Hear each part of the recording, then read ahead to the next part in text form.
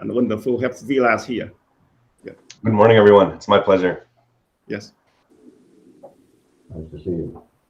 Sorry, that's what happens when old guys try to deal with computers. Okay, good.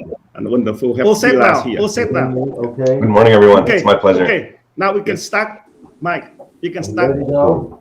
Yes. Sorry, Let's that's go. what happens when old guys try to deal with Yes. computers. Okay. Okay, good.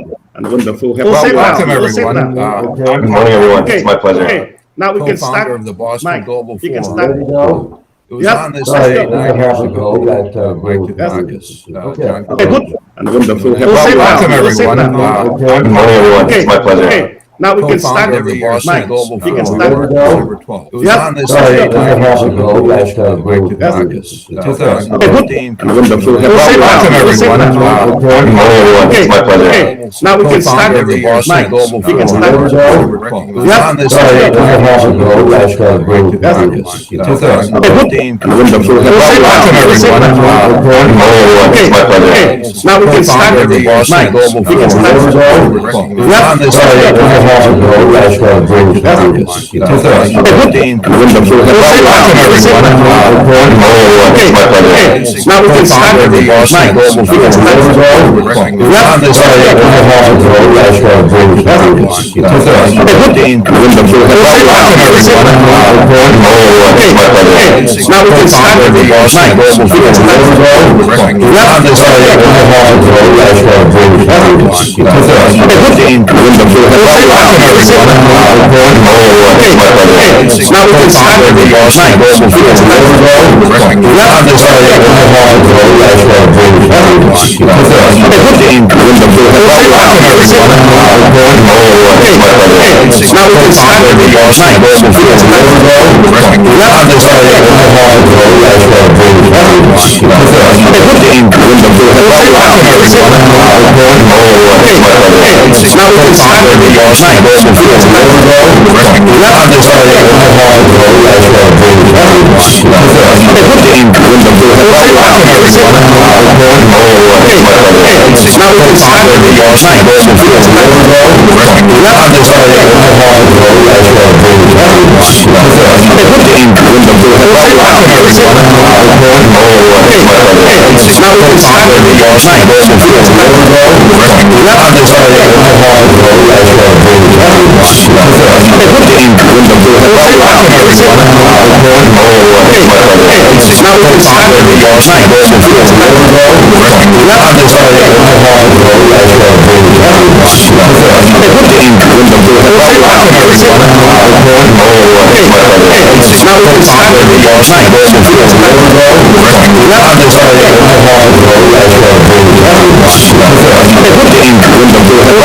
my pleasure. Okay. Now we can start. Co-founder of the Boston Mike, Global you can Forum,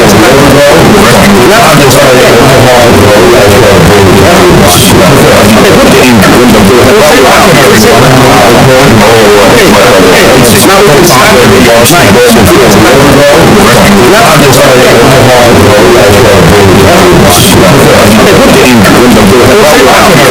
Good morning, everyone. It's my pleasure. Okay. Now we can start. Co-founder of the Boston Mike, Global you can Forum, start. it was on this Sorry, day that's what happens when old guys try to deal with computers. 2015 Wonderful have welcome Vilas.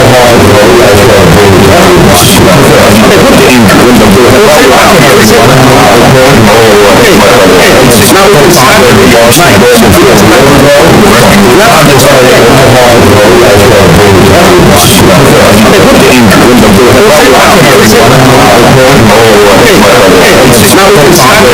Co-founder of the Boston Mike, Global you can Forum, start. it was on this Sorry, day that's what happens when old guys try to deal with computers. 2015 Wonderful have welcome Vilas. everyone.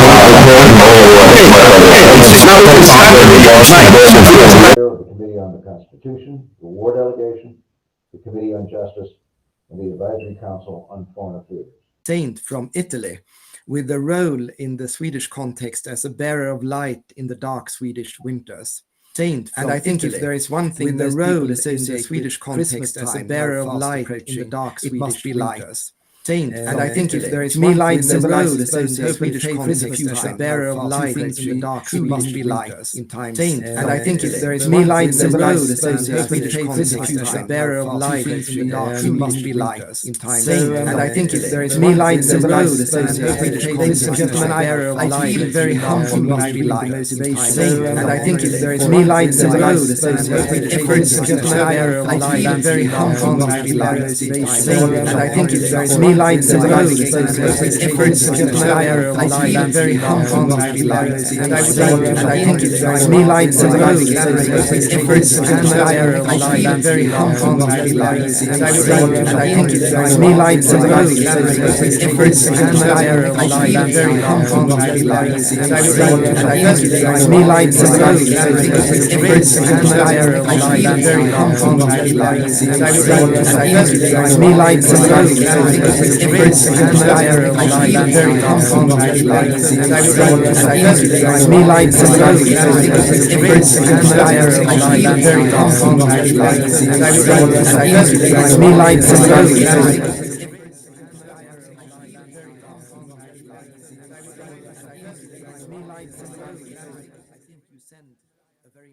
signal. In that sense, I proudly accept this award not only for myself, but on behalf of all leaders of democratically elected parliaments. Winston Churchill once said, "I am a child of the House of Commons." I think this is a beautiful way of underscoring the importance of parliaments, also for the executive branch. Parliaments are at the heart of democracy. The Swedish constitution states that the parliament is the foremost representative of the people in our democracy. Of course, in democratic countries, also governments and presidents have democratic legitimacy, but there is a special bond between the parliament and the people, forged not least through direct elections. Secondly, I believe that democracy is a prerequisite for lasting global peace and security. Many of the tensions and conflicts we can see in the world today, within countries and between countries, originate from a lack of democracy, a lack of respect for freedom of speech, for minority rights, for rule of law, and for other fundamental parts of a democratic society. From that perspective, I think by giving the leader of a parliament your award, you recognize the importance parliaments have for democracy and the importance democracy has for global peace and security. For this, I truly commend you. And the importance democracy has. Moving on to the specific events you allude to in the motivation, we have in Sweden experienced an electoral period like no other. When a prime minister resigns and a new government is formed, it is in Sweden the task of the speaker, not as in most other countries, the head of state, to prepare a proposal for a new prime minister who can gain sufficient support in the parliament. We have now had 3 such governmental formations since the last election in 2018, only 3 years ago. This electoral period started with a record-long process of formation of government in 2018 to 2019, which took a total of 134 days. This was followed by a government crisis in June to July this year, and then in November, I received the application from Prime Minister Stefan Löfven to be discharged from office. Thus, in November, we had the 3rd formation of government of this electoral period, and on the 30th of November, just a couple of weeks ago, a new government took office with Ms. Magdalena Andersson of the Social Democratic Party as Prime Minister. During these many twists and turns, I have worked hard to explain the processes to the Swedish people and demonstrate that the many formations of government have not worked hard to explain the processes to the Swedish people. Swedish democracy demonstrates that the many formations of government, all the actors taking part in these crises and use the various to the Swedish people available and demonstrate that the many formations of government, all the actors taking part in these crises and use the various to the Swedish people available and demonstrate that the many formations of government, all the actors certain events I may not say in a partisan way, and I have tried my very best to be a neutral broker and representative of the parliament as an institution, not of any particular party. In order to maintain public trust in the political processes, I think it is important that there are representatives who are not embroiled in fights, but to try to calm the situation.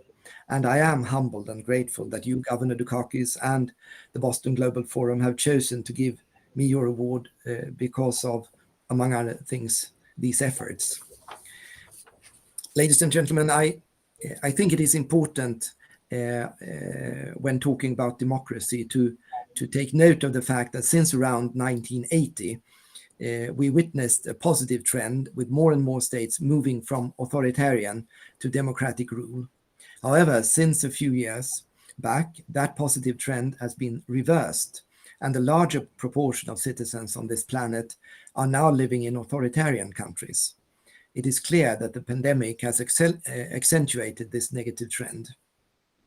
It is alarming how leaders in different parts of the world are using the COVID-19 crisis for authoritarian purposes, such as silencing independent media and obstructing the ability of civil society to make its voice heard. All friends of democracy have to work hard and work even harder to try to counter this negative trend and to support democracy in every corner of the world. Sweden is very active on the global stage to promote peace, security, and democracy. And that is a joint effort by both the government and the parliament. We have for decades taken part in several UN peacekeeping missions. As you may know, it was under the leadership of the second Secretary General of the United Nations, the Swede Dag Hammarskjöld, who that the concept of UN peacekeeping mission was created. And we also promote democracy and peace and security through international aid, democracy projects, and in many other ways. So I think it is important for all countries, all democratic countries of the world, to enhance their efforts to promote a peaceful and democratic world. Ladies and gentlemen, turning to IE and digital, which I think the Boston Global Forum has discussed in such an important way throughout the years, throughout this year and several years. I believe that the pandemic has served as a catalyst for an accelerating digitalization. Digitalization and artificial intelligence, obviously, as we have already stated, raise questions that need to be addressed. When and how to share data and information is, for instance, a central question for all companies and government agencies working with data-driven methods. It is now more important than ever that we all work for technology that is trustworthy, secure, and human-centric. And I would like to mention a couple of examples of issues that are topical in Sweden and that concern rule of law and inclusivity in a time when more and more of the activities of our public agencies are being digitalized with or without the use of artificial intelligence specifically. So these are only a couple of examples. There is, of course, a wide range of examples that could be taken, but as on the theme of democracy and the interaction between citizens and governments, I have chosen these two examples. The Swedish National Audit Office has examined whether automated decision-making by government agencies is effective and efficient without jeopardizing legal certainty in decision-making. There have, for instance, been projects where citizens applying for social support from local councils, when those requests have been handled in an automated decision-making process.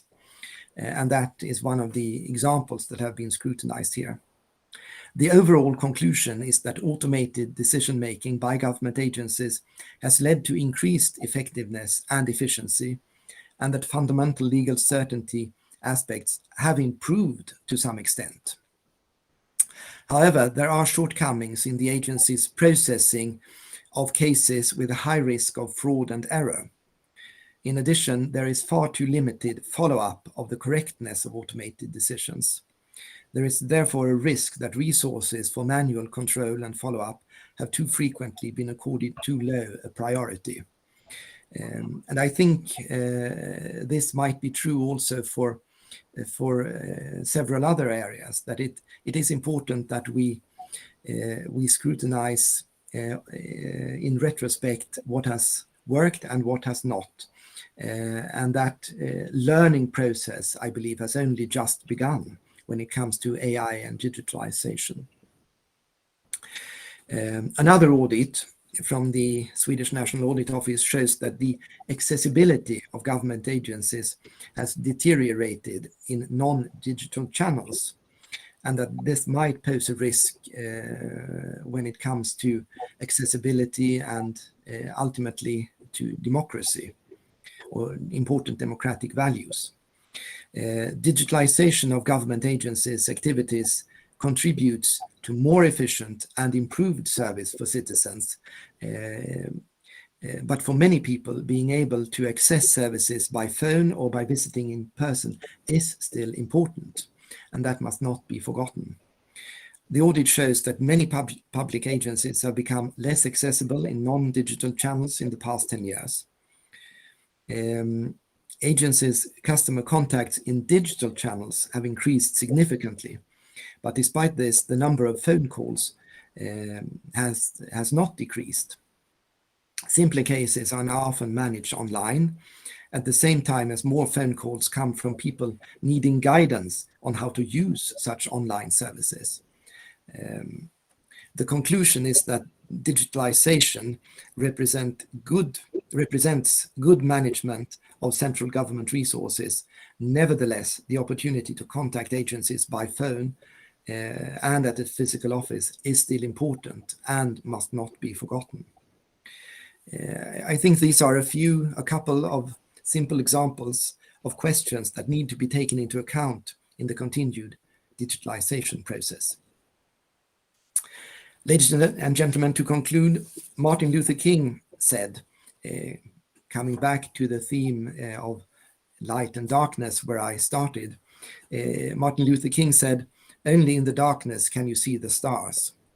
Right now, our need for hope and light is perhaps greater than usual, both thinking of the pandemic and thinking of the global trends of deteriorating democracy around the world.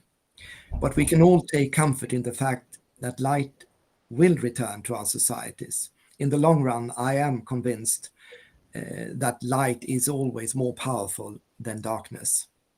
Democracy is facing challenges, but we all have to do our utmost to defend it, and I do think that we will prevail. I'm hopeful in that regard.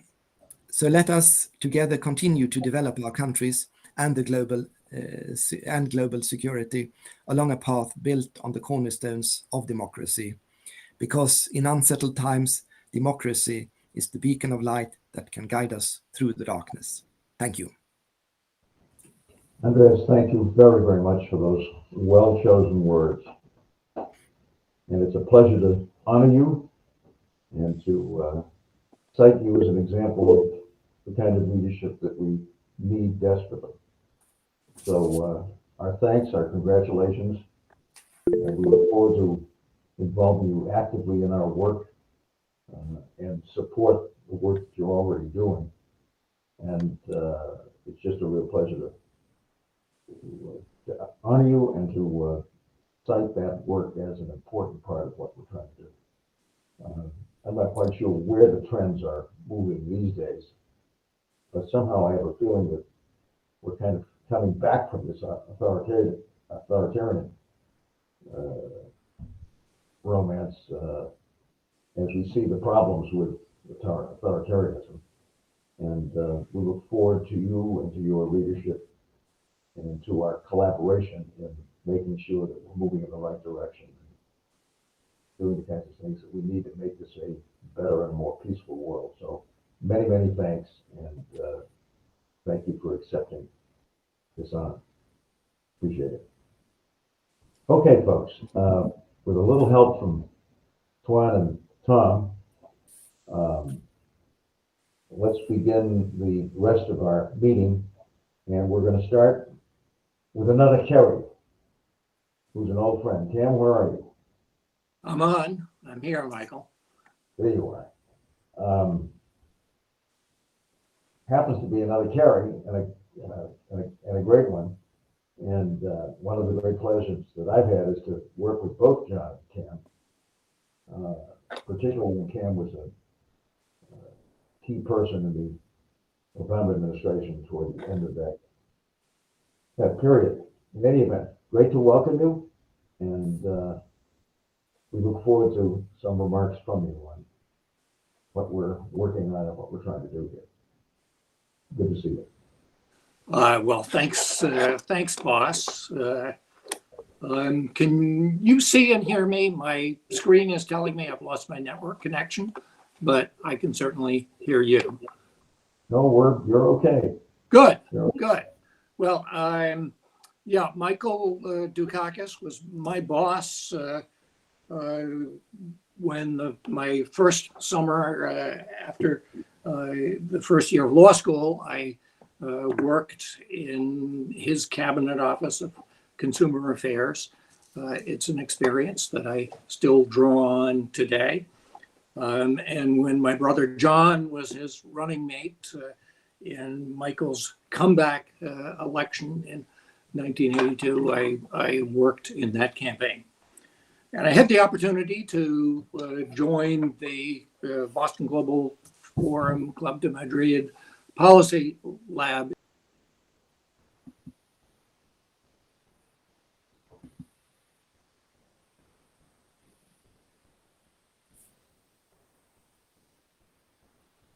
Did we lose Cam? Yeah, lost connection.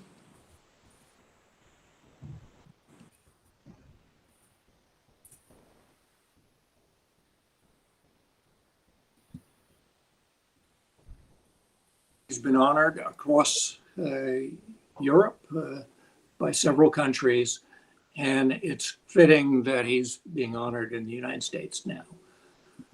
Sweden has long been held up as a paragon of social democracy and progressive policies.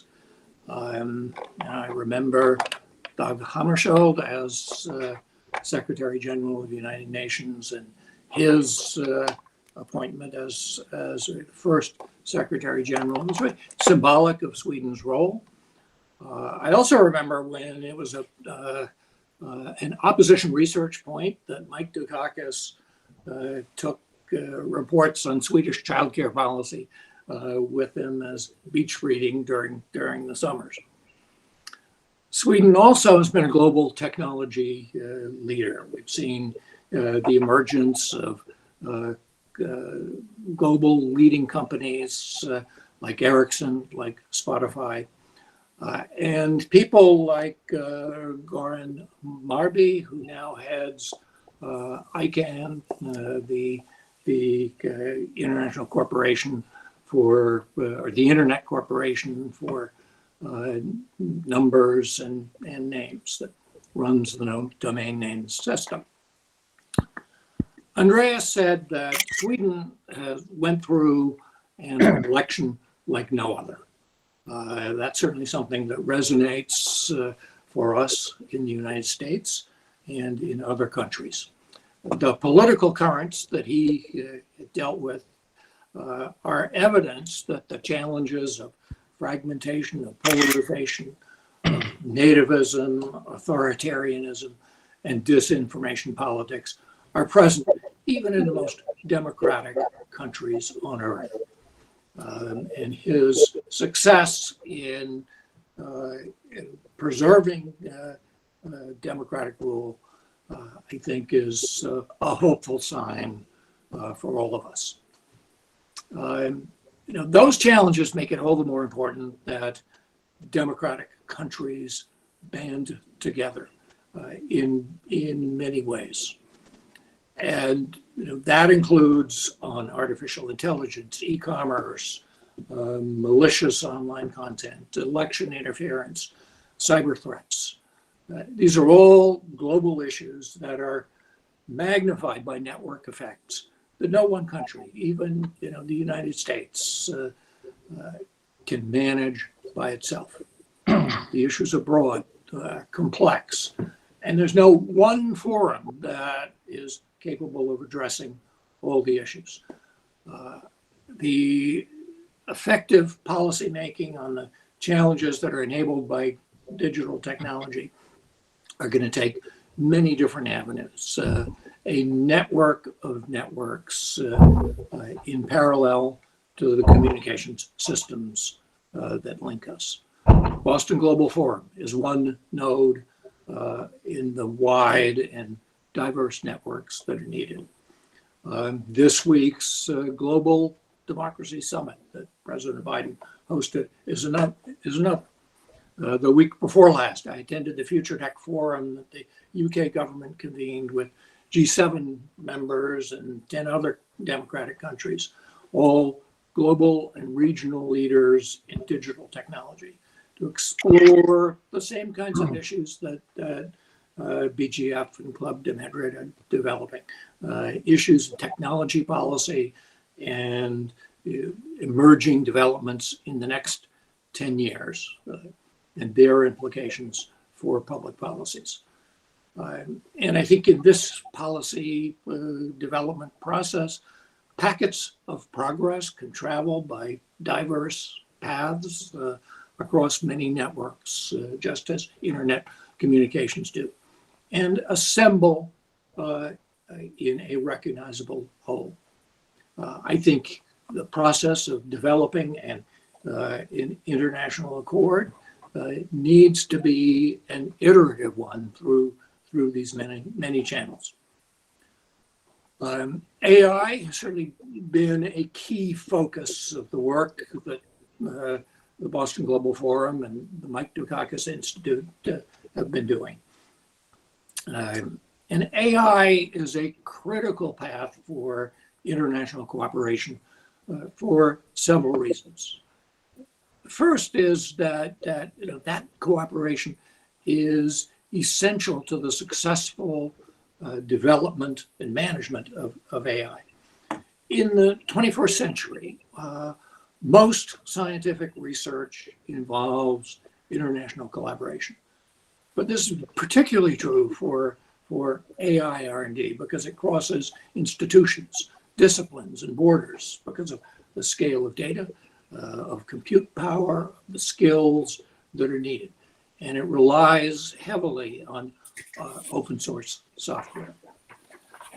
So international cooperation also presents a unique opportunity for collaboration because every country, every region is still in the early stages of policy making. So we have the opportunity to align approaches in ways that can avoid the kind of divergence that we've seen in the area of privacy and data protection, where it's now causing barriers to the free flow of data between the US and the EU. It also would present a coherent counterpoint to China's techno-authoritarianism and prevent a race to the bottom.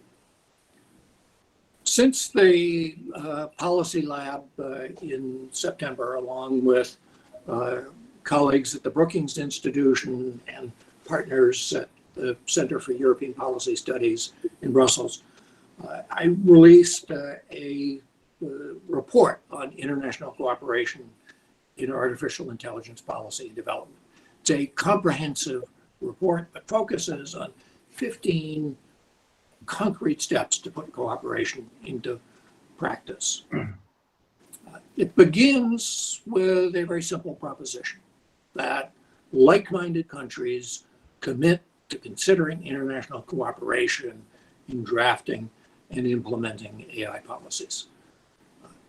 At the UK's Future Tech Forum that I attended, the UK government gave an example of putting that recommendation into practice. It asked participating countries to comment on its proposed Online Safety Act.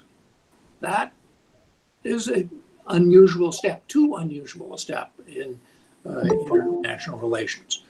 And it is one that needs to become a norm in digital policy making if we are going to address these transnational issues effectively. Much of the report focuses on the mechanics of regulation, of risk assessment, and of standards development. I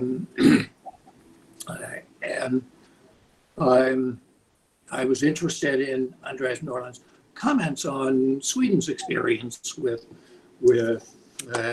rolling out AI in government services. And it illustrates, I think, two important principles of risk analysis and of putting AI into practice. One is that you need to look at what are the risks of not using the technology. Sweden saw an increased accuracy in the delivery of services, but also saw challenges with the accuracy and other aspects of deployment, and that affirms the need to continually measure and to audit the developments. That's part of how AI needs to work, to learn from the process. And I think in these developments, we need to recall how the internet was developed. Researchers like Tim Berners-Lee and organizations like the World Wide Web Forum, standards development organizations, ICANN that I mentioned. These were stakeholders and technicians hammering out technical standards and systems. And I think that those are examples of the kinds of policy making that needs to happen for AI policy and standards. It's transnational, it's multi-stakeholder, it's public-private collaboration, and it's focused on the technology, and research and technology driven. One difference, though, today from the development of the early internet is that the impact of the technology is exponentially broader. And some multinational corporations have acquired great power. So these companies are essential participants in the policy making, but they cannot be the ones to make the rules. There's one other concrete step for international cooperation, collaboration in AI that I want to mention to you. And that is that like-minded governments need to commit to collaboration on research and development on projects that can harness AI for public goods of global importance, like Earth observation for climate change, or more powerful computation for privacy protecting ways of sharing data, or for monitoring of public health. These projects are not only ways to work together on solving important problems for humanity, but also working through ethics, like working through issues like ethics, like data governance, data sharing, in the context of specific use cases where there's motivation to get the job done. A enormous test bed for how we approach AI. This is, I think, a challenge, but as President Kennedy said about going to the moon, we should do this not because it's easy, but because it is hard. The goal can serve to organize the best measure of our energies and skills.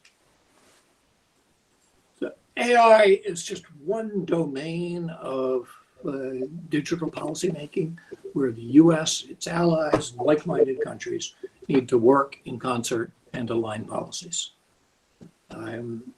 Perhaps the most important, but only one. And the price of not engaging in that kind of collaboration is divergence and fragmentation, and an increase in the dangerous effects of technology that so many governments have faced, and that Andreas Norlen had to address in Sweden. And we already have, in effect, a bifurcated internet on this earth, China's and a shared internet. We don't need further forking to diminish global networks' effects that benefit our planet. So I am grateful to Boston Global Forum for its work in bringing together leaders from around the world to build cooperation and trust. And I'm grateful to Andreas Norlen for his example of the painstaking and patient building it takes to forge consensus out of disparate positions. And these are the tasks ahead for all of us. So thank you very much for the opportunity to talk to you today. Cam, thank you so much. Mike, but because President Ivo Yusupovich, Croatia, he have to leave soon. So could you invite Ivo Yusupovich Okay. talk now? Yes. Is he with us? Yes, he now. Yep. Invite Ivo Yusupovich, President of Croatia, Okay. talk now. He have to leave. Happy to do that. Yes, he here. Join us? Yes, he Yes. here. Thank you. Thank you for inviting me. And I would like to speak shortly about European experience on artificial intelligence and how to put the legal frame for development of this very important issue.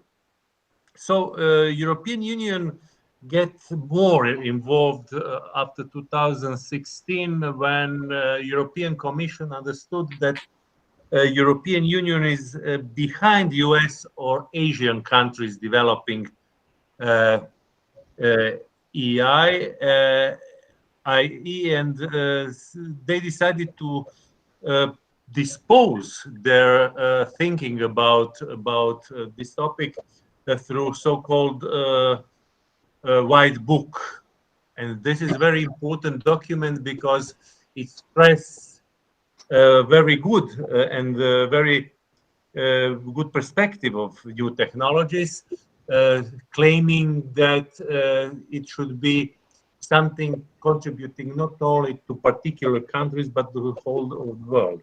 So European Commission claimed also for global approach, starting of course from European Union. And the projection of AI in Europe is ecosystem of excellence and trust. That's very important syntagma. And at the very beginning of this important project, European Commission stressed benefits of new technologies. Firstly, it's very important to understand that no single country can be very successful without cooperation in frames of European Union. The main goal of legal framework is to avoid fragmentation of common market of European Union and to form common approach to new technologies. Then it's very important to stress benefits of new technology. It's on many areas: better health, diagnosis, prevention, green, circular economy, green society, improvement of agriculture, food in general, fight against climate changes as well, transportation, different industries, even art, security, military, fight against terrorism, support of democratic development. It's very important. And what's especially important for officials of whole society is e-governance, administration, and courts. Of course, the risks must be mentioned, especially care about transparency in decision-making process, Without transparency, new technologies can somehow imperil democracy, and it's very important to understand this. Then European Union is very concerned about potential discrimination of different criteria through new technologies, and this is special area of interest, especially for lawyers. Then also privacy should not be compromised, and we should be very careful about possibility that new technology will be used for criminal activities. That's a very important issue. Unlike technology, there are no predictable limits concerning its development. The AI is very sensitive on ethical issues. That's very important, and crucial pieces of legislation should be to protect democracy, privacy, and human rights of people. And as a basic principle, anthropocentric approach is stressed by European Commission. It's very important. Human being must be in the center of all consideration concerning new technologies. So the key issue of protection on human rights and civil and is also very important. Also, we should avoid any discrimination, and a very sensitive question of responsibility, civil responsibility and criminal responsibility should be considered in new environment, because it's completely different than traditional environment in responsibility established by our civil laws and criminal laws. It's very important. So what does it mean, ecosystem of excellence and trust? EU claims that we should invest much more, and stressing always that we are behind the United States and Asia at the very process 2 to 3 times, invested 2 to 3 times the United States and important Asian countries. Then also it should be common approach of member states. It's very important, and the European Commission projected that financing part of those activities should be on EU level. Then European Union is claiming for concentration of centers of excellence, being very ambitious, thinking that European Union can be leader in industry, health, agriculture, or even space. So it's very interesting. Then net of the best universities should be joined on program of Digital Europe. It's also very important project. And looking in economical plans, the focus of investments and cooperation should be small and mid enterprises, because this big one is comparing with Google, they are very equipped themselves. And European economy should be diverse, not focused on just one side of economy. Then also European Union would like to establish at least one innovation center in every state. That's very important for smaller and less developed countries like Croatia. It's very important. So we are very happy with this type of ambition. And of course, one very important issue is cooperation with the private sector. That is very important, but also having some risks, especially we see it not only in our country, but in many other countries, that this, when the states are cooperating, even European Union is interfering with private business, it can happen that Olaf and the Europol has something to do with this. Now we have in Croatia some cases when corruption took place in this type of operation. So 7 requirements for legal regulation are established by this white book. Firstly, the whole process must be human controlled and being human activity. That's very important. And the science fiction stories about computers building themselves and deciding on the world themselves is something that should not happen in the future. Firstly, technical stability and security should be also increased or guaranteed by regulation. It's very important. Then care on private data should be strongly and very, very strictly regulated by European and national rules. Transparency in decision-making process, and of course, no discriminatory approach, including just approach to technology, must be included. The general motive of all this should be care on public interest, society, and environment. So it's very important also to regulate responsibility. Then for lawyers, there is one very important question, whether this future environment should be regulated by general regulation of European Union states or lex specialis, that means special legislation, should be involved. Both of lawyers think that mixed approach will be appropriate. So I will not widen my contribution. I would like to stress that now we are in Europe, especially in Europe, we are now on breaking point, and we have to decide whether we are capable to fight for leadership and global cooperation. Definitely, global cooperation is, I think, the most important. Or we should be watching how the other regions of the world, especially United States and Asia, are going to be quicker and more capable to involve new technologies. I think that on global level, on world level, the process should be not just merciless competition between the regions, but global cooperation. Thank you very much. Thank you so much, Mr. President. We appreciate that. And Cam, again to you, thanks for your remarks, and I hope you're going to be an important part of this. We need both of you very badly as we move ahead. So thank you. Okay, now we want to turn to a longtime member and contributor of the Russian Global Forum and very much a part of what we've been doing, and that's Nazli Shukri. Nazli, are you with us? Yeah, I am. Thank you. You're on. So, let me begin with the obvious.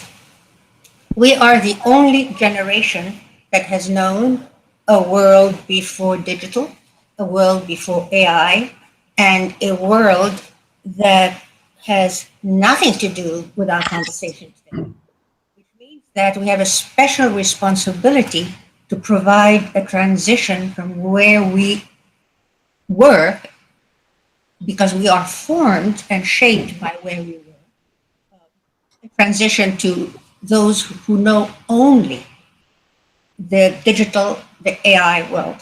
And I see this every day with my students at MIT. They live in a world that I'm barely beginning to comprehend. So with that said, I'd like to highlight three issues that are important with three pathways maybe for action. The first has to do with the fact that we are now an aspirational view of what we want. And we have also a mission, but we have to go make a transition to operational and to implementation. We know that. So the action I propose is to invite every individual, distinguished individual, whom we have listed in this program as an influencer, plus others we might wish to do so, to provide us with just one action to move us from aspiration to operation. At a minimum, we will have a sense of what our generation believes is possible, and we will be drawing on the very best in the pragmatic and practical world. And we're only asking one action. That's not very much. The second issue I want to raise, which is also somewhat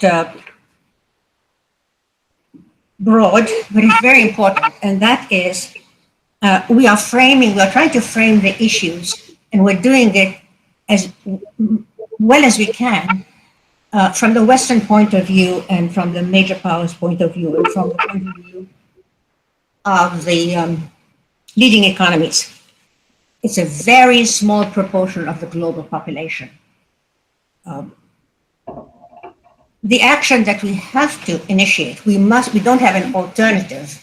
Otherwise, we will be replicating a bifurcation of the global system that we had earlier.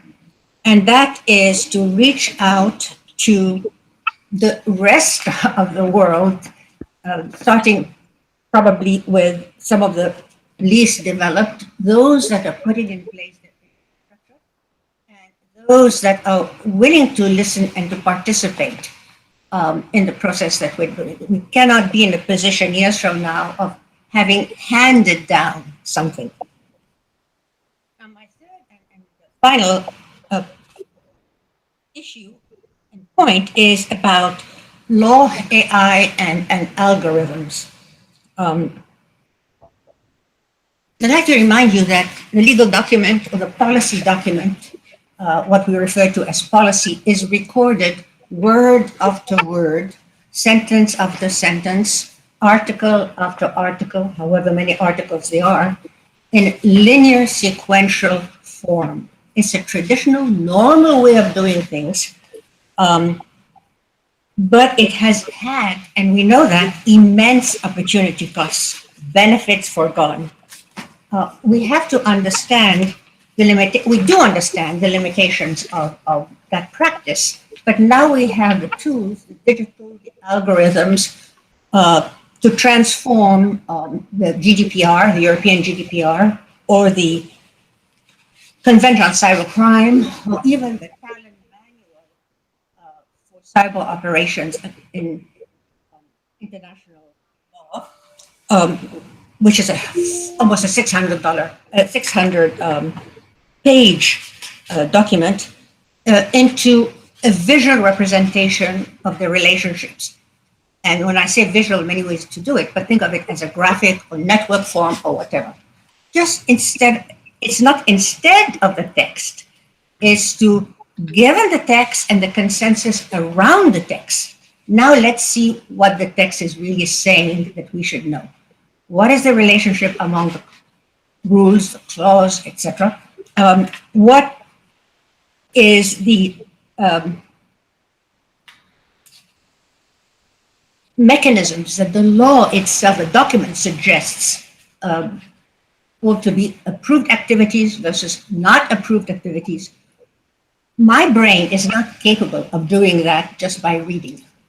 I cannot understand the feedback between clause 39 and clause 3, and I cannot understand the strength of that relationship on the rest of the document. Now, this is just one example. So what is the action here?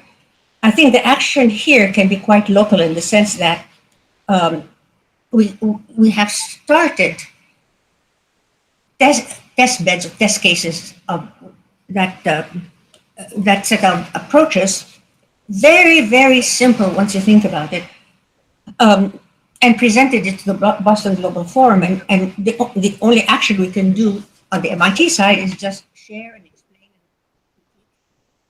conditions, updates, etc. Now, this is just to understand what we have.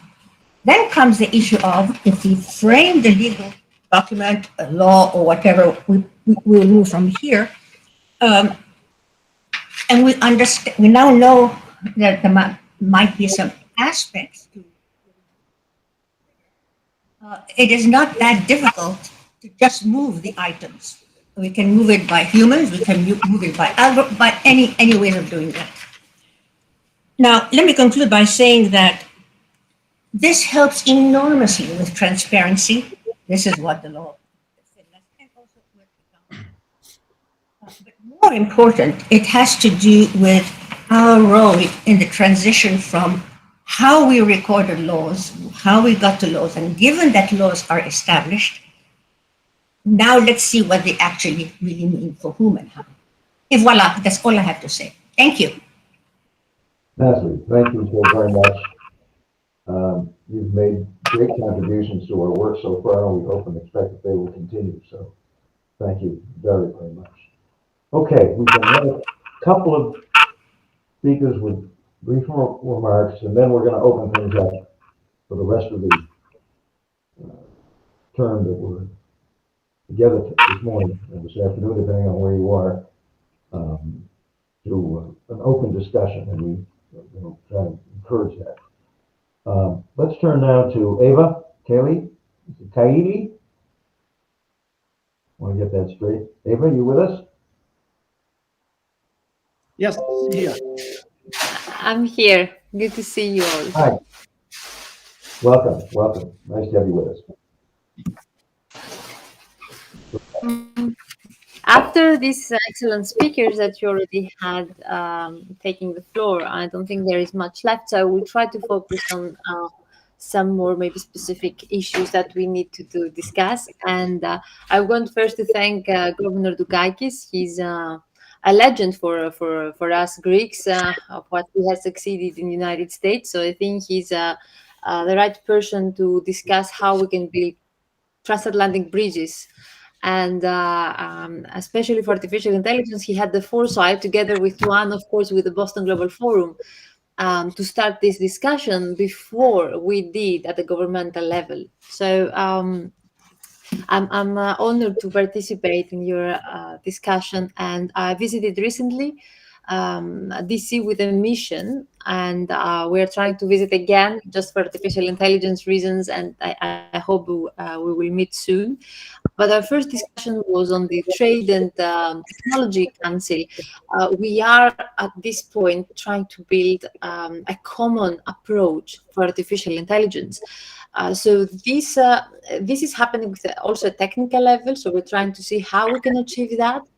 We initially, before the pandemic locked us down, we had discussed about, we set up the Center for Artificial Intelligence. I launched it under my Science and Technology panel in the European Parliament to collaborate with global organizations. So we saw the need to discuss about common standards and understandings and definitions of these exponential and emerging technologies. So we already established the collaboration with OECD. I've already discussed about your initiative. I think we have to join forces.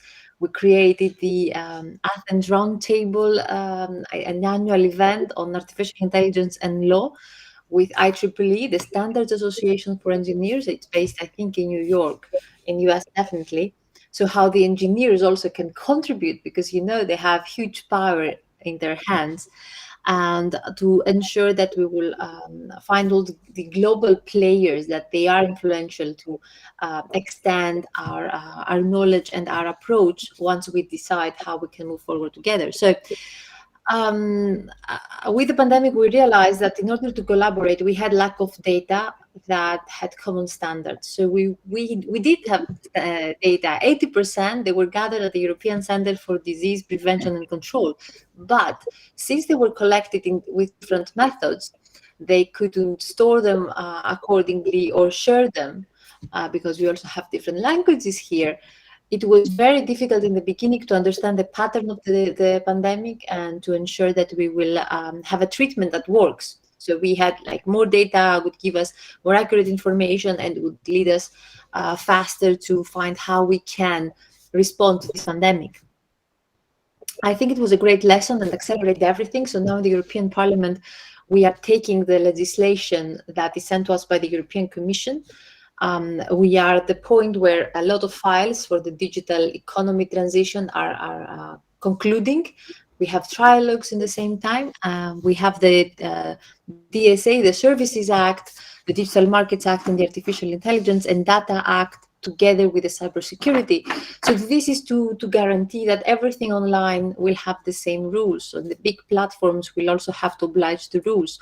We also want to give more options to citizens to easily opt out from targeted advertisements. This is also something we will address from different files.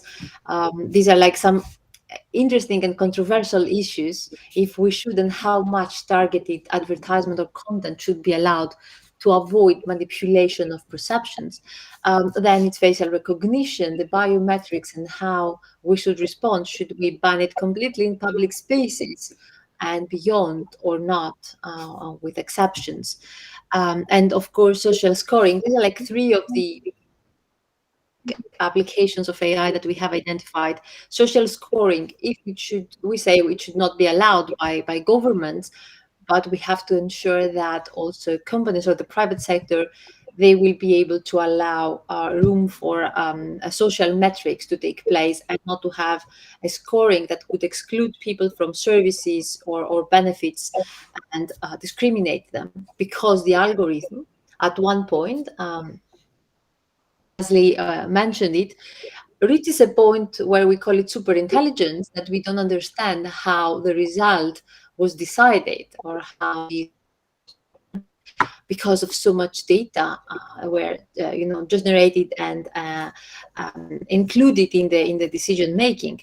This needs to show us something that we have by design, to allow flexibility and have a human-centric artificial intelligence. So we want to have human oversight.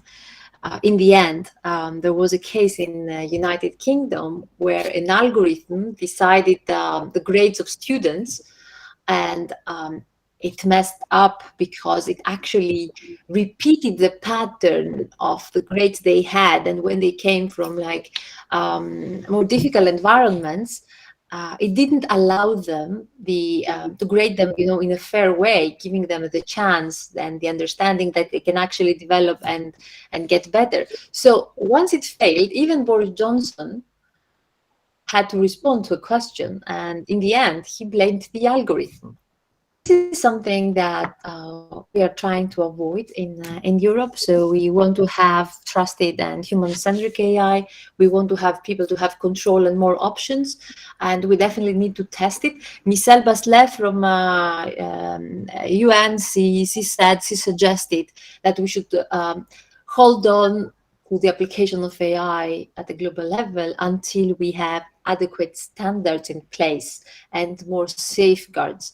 I think this is crucial, and we definitely need to ensure that, since we are not perfect, the algorithms, once they become, or we allow them to become autonomous in high-risk cases, they will be safe. Another issue that we saw during the pandemic and we had to respond to was people wanted to be safe. Through the applications that would inform us about COVID cases around us, we completely gave up our privacy. So once you ask somebody, do you prefer to be safe or you prefer to have your privacy respected? First, everybody wants to be safe. So the question has a mistake. We should not have one or the other. We should ensure that we have both. This is the job of us politicians, and we need to make sure that we will have the right protection and ethical framework to achieve that, because the translation and the transition from the offline life to the online is not exactly the same. We need to understand the different challenges, and we need to ensure we have, in principle, the same respect, values, and rights, the way like-minded countries are defining human rights. So we have to ensure that we agree on those main topics. And I believe in the end, once we have also understood how the technology can develop and to what extent it can change our lives, maybe we should keep a flexible possibility. So in Europe, we try to have a flexible definition, and a methodology that we will include high-risk applications constantly on the list, and they will have more safeguards and obligations. So if we have this kind of agreement, then I think we can then have a global law on artificial intelligence. So to do that, we need to work together with all the stakeholders. We need to see and decide if we should have even a license, let's say, agreement for users or for designers before we accept that they will be under this law. So these are the issues that we now face in Europe. This is how we are trying to respond. We had several recommendations from different global initiatives, and we are trying to make sure that we will not duplicate but we will, as former Prime Minister of Croatia said, that we will try to collaborate, not compete. This is also luckily for us, the core of the new administration in US. And one message that I received, and I will conclude with that during my visit, was that let's do something now and let's do it fast, because you never know in future administration what mentality or what approach we'll decide to have. And if we don't do this for our digital transition now, maybe it could be too late to lose the control and the protection of our same shared values. So thank you so much for allowing me to take the floor. I would love to continue this discussion with you. Wonderful. Eva, thank you. Great to have you with us, and we look forward to working with you and obviously with the EU in the weeks and months ahead. We're stay on schedule. We're going to stay here because we want to get going with our open discussion fairly soon. So let me introduce our last direct speaker of the morning for a few remarks, and that's Dimas Darn, who happens to be the president of the Patrick McGovern Foundation. I knew Pat very, very well. He's a wonderful guy. And, it's a pleasure to have Dimas with us. And then we're going to go to some prepared video remarks by the former Japanese Prime Minister, and we'll be on time, and then we're going to have plenty of time for discussion. So, Dimas. Wonderful. Good morning, Governor Dukakis. Good afternoon, good evening to everybody on this August call. I'm thrilled to be here and always happy to listen and learn from Eva Kiley. Eva, one of these days we'll actually get a chance to meet in person, even though we've shared many stages over the last few months. Folks, I'm here today representing a civil society institution. As Governor Dukakis mentioned, the Patrick J. McGovern Foundation. We're a multi-billion-dollar institution that lives by a different yardstick than most philanthropies, not so much by the grants we make, but rather by our ability to advance the public trust, particularly on issues of AI and data science.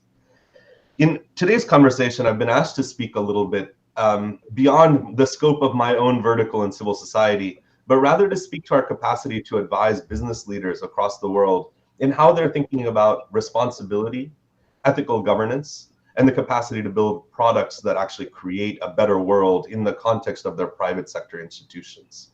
And so if you'll indulge me, I'll speak for just a few minutes about where our advice and counsel often intersects with the path that many of these companies are on.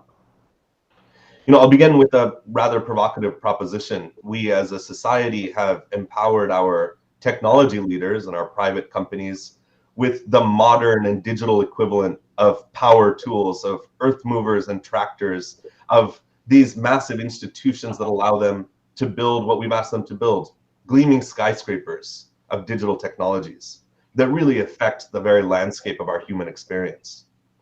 But at the same time, we've looked to those social change makers and entrepreneurs who sit at the front line of massive global challenges, and we've given them plastic buckets and shovels, and we've said, go and build sandcastles in the sand. Now, this metaphor that I share with you, unfortunately, I think is validated every time that we work with nonprofits and civil society organizations addressing climate change or hunger. And we often ask the same question, which is when we come back to our private sector counterparts, surely there must be some convergence possible here. We've given technologists this great freedom to shape our world, and many of our conversations in groups like this one focus on regulation and policy. But I take one step back and think more fundamentally about the behavioral constructs of the private sector at large. We ask these questions, and really over the last few years, we've seen a dynamic transformation in the work of social activists or social change organizers that have created this field of ESG, of environmental, sustainable, governance-oriented activities. We've created a sea change, I think, in how CEOs often talk to their stockholders about these issues, including the incredible work of the Business Roundtable that has led to a new conception of stakeholder engagement rather than merely for stockholders. But here's what I'll share. I think that even though many of these companies have created new ESG policies, have built mottos for their organizations that focus on what sound like positive commitments, whether around sustainable climate transformations, around just and novel creations of new communities, or even around making information universally accessible. We've often failed to reflect these core beliefs about societal values in the common purpose existing inside of technology companies. We see this on a regular basis as we see the interactions between regulators and executives, that there's an inexorable push, not necessarily to ignore, but certainly to expand the boundaries of where ethical technology use might lie. Human implications are neglected. They're sometimes sidelined. We've seen, those classic examples where Google has left behind its "don't be evil" philosophy, both in practice and certainly in messaging. And we've seen the challenges of Facebook and Amazon as they move further and further into the domain of civil, political, and environmental and economic rights. These issues will intensify.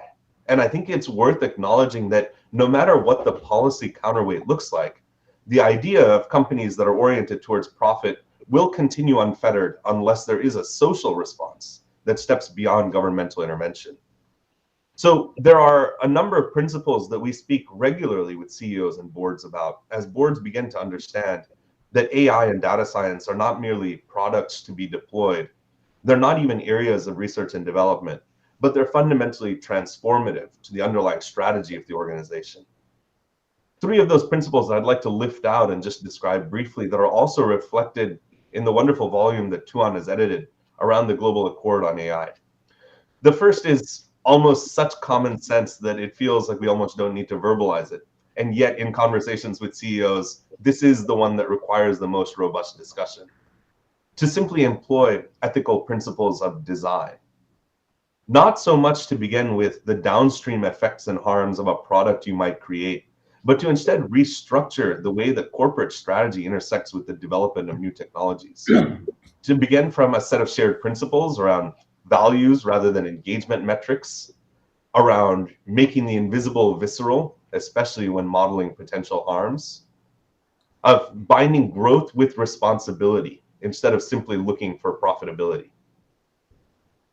Knowing that we're quite short on time, let me move quickly to the other 2 points. Second, to think of building new, broadly inclusive design processes. As we speak to CEOs and boards, we find that this is an area of great financial opportunity, that as technology companies have often put the customer at the center, to bring a more expansive view of that puts the community of use at the center of design. We often find that this leads to a much more robust market design process. And as we've learned in partnership with some of our tech partners, this idea of bringing the community into the design process much earlier reduces development cycles and allows companies to put products into the mainstream much more quickly. And third, to embrace external accountability. And here, of course, we begin to tread into particularly dangerous waters. But as I know that the EU has really advocated to create for new policy mechanisms, but also social infrastructure that's capable of holding technology companies to account, not merely in the US construct of those sometimes painful congressional hearings that we all watch, but to actually say, let's build social institutions that create mechanisms of not just regulation, but also support and public infrastructure and transformation. These 3 principles that I've shared with you, as I said, are often the cornerstones of the start of a prominent conversation. But it strikes me that we could leapfrog some of this by providing the kind of context and constructional intervention that has been shared in the Global Accord that the Boston Global Forum speaks to and enthusiastically supports. In our role as a civil society institution, we don't have regulatory authority. We don't have the capacity to direct corporate action. And yet we also act as an aggregation of a number of civil society organizations working together, perhaps to play the angel on the shoulder of the CEO who must make key decisions about what their company will do next. It strikes me that doing so in the construct of a global accord would be quite a powerful proposition. Thank you for this time and this capacity to address you all. I know on a topic that's slightly orthogonal to where policy must go, and yet I think we need a constructive, integrated conversation to create this better future for all of us. Thank you very much for this time. Vilas, thank you. Good words, good words. We have a brief video from the former Japanese Prime Minister, Shinzo Abe, and then we're going to have plenty of time for discussion, and hope that all of you will participate actively in this. Now, Juan, help me. Who's setting up that video?「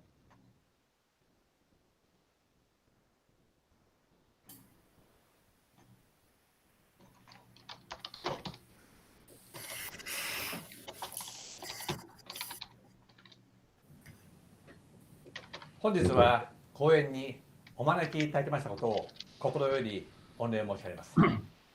内閣総理大臣として2014年にボストンを訪問した際に、ケネディライブラリーやハーバード、MIT を訪問したことを懐かしく思い出します。本日もできればボストンを訪問し、バーチャルではない形で参加できたらどれほど良かったかと思っております。世界を見渡せば、我々とは異なる国家間、価値観を有する国家が台頭し、近年世界のパワーバランスは大きく変化しています。また、先端技術の発達は民生、軍事、平時、有事の境界を曖昧にしつつあります。サイバー攻撃はその最たるもので、さまざまな形態の悪意ある攻撃が我々の平穏な日常生活を脅かしています。また、サイバー攻撃の中で本来社会を豊かにするための AI 技術が悪用されるなどの事例も散見されます。我々を取り巻く安全保障環境は第4次産業革命劇的な進展とともに大きな変化を遂げているのです。サイバー攻撃を例に挙げましょう。ランサムウェアは近年世界的に大きな脅威となっています。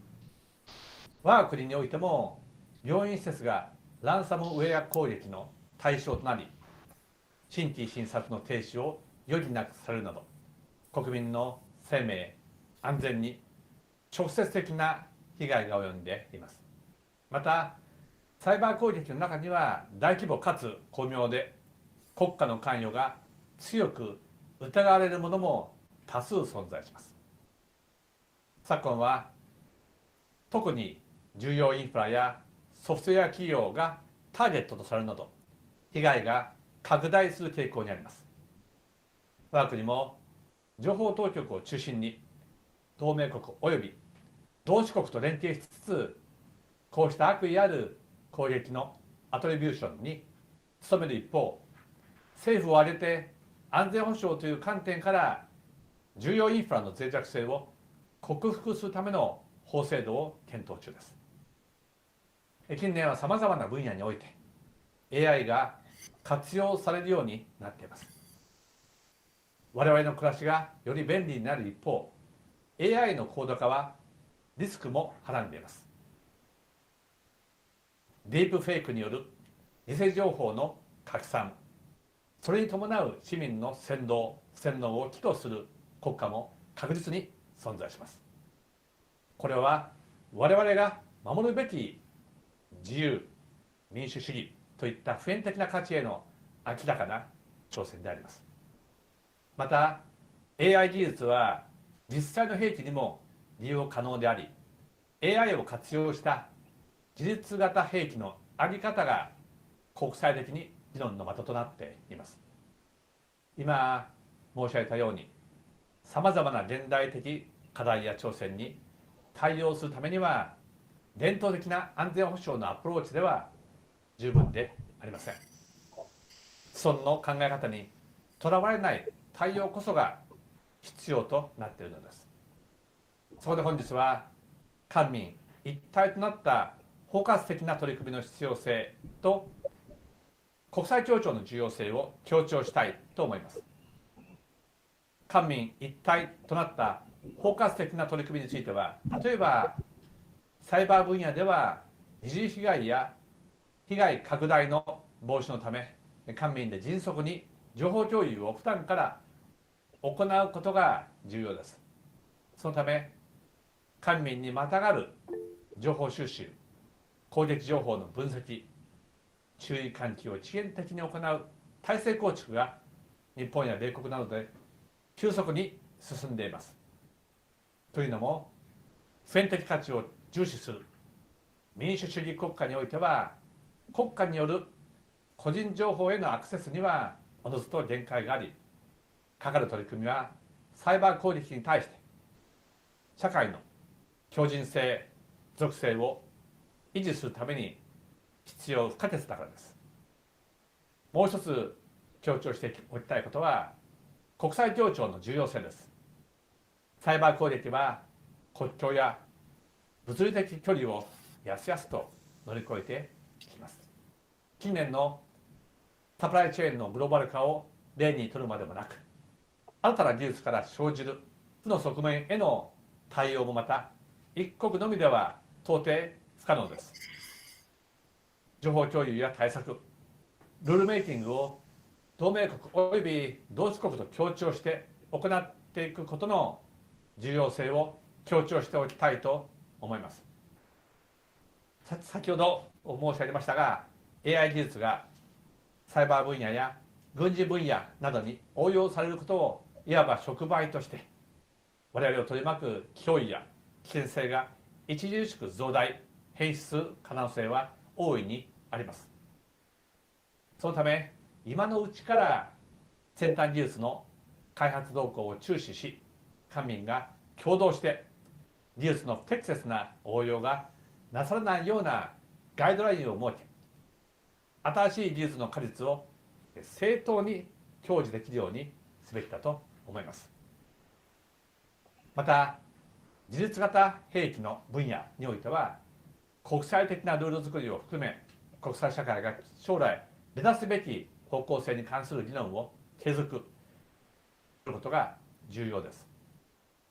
先ほど申し上げたように、世界にはさまざまな国家間、価値観を有する国があります。日米同盟の強靭さは、幾世層を重ねた歴史に根ざした地政学的相互補完性、民主的普遍的価値の共有、さらにその価値観を共にする同志国の存在にあると思います。私は内閣総理大臣として自由で開かれたインド太平洋FOIPの実践を外交の柱に据え、自由、民主主義、法の支配、自由貿易などの自由で開かれた秩序を同地域で維持し、広げていくことに尽力してきました。今後、政治的にも経済的にも世界の重心が移るであろうインド太平洋地域において、同盟国である米国はもちろんのこと、豪州、インドといった価値を共有する同志国とのサイバーを含むさまざまな先端科学技術分野での連携が極めて重要です。例えば、日米豪印では9月に初となる対面でのクアッド首脳会合がワシントン DC で開催され、重要インフラの強靭性強化のためのサイバー常駐グループが立ち上がり、具体的協力に向けた議論が進んでいます。これは大変喜ばしい進展であり、全力で応援していきたいと思います。また、自分が内閣総理大臣時代に尽力した日米豪印に加え、新たな心強い同志国の枠組みも誕生しました。9月に米英豪がオーカスの創設を発表したことを心より歓迎いたします。インド太平洋地域の平和と安定を維持するためには、こうした地域的ストラクチャーに基づく取り組みを重層的に行っていくことが極めて重要であり、サイバー、AI、量子技術等の分野におけるオーカスの協力には、我が国も積極的に関与していくべきと考えます。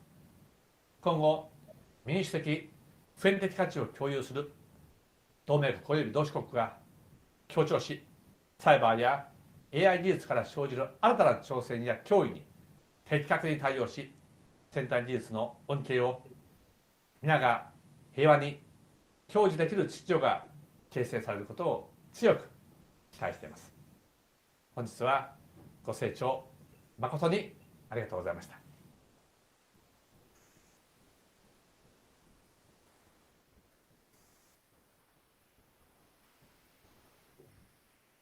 Thank you, Prime Minister Abe, for those very, very important comments.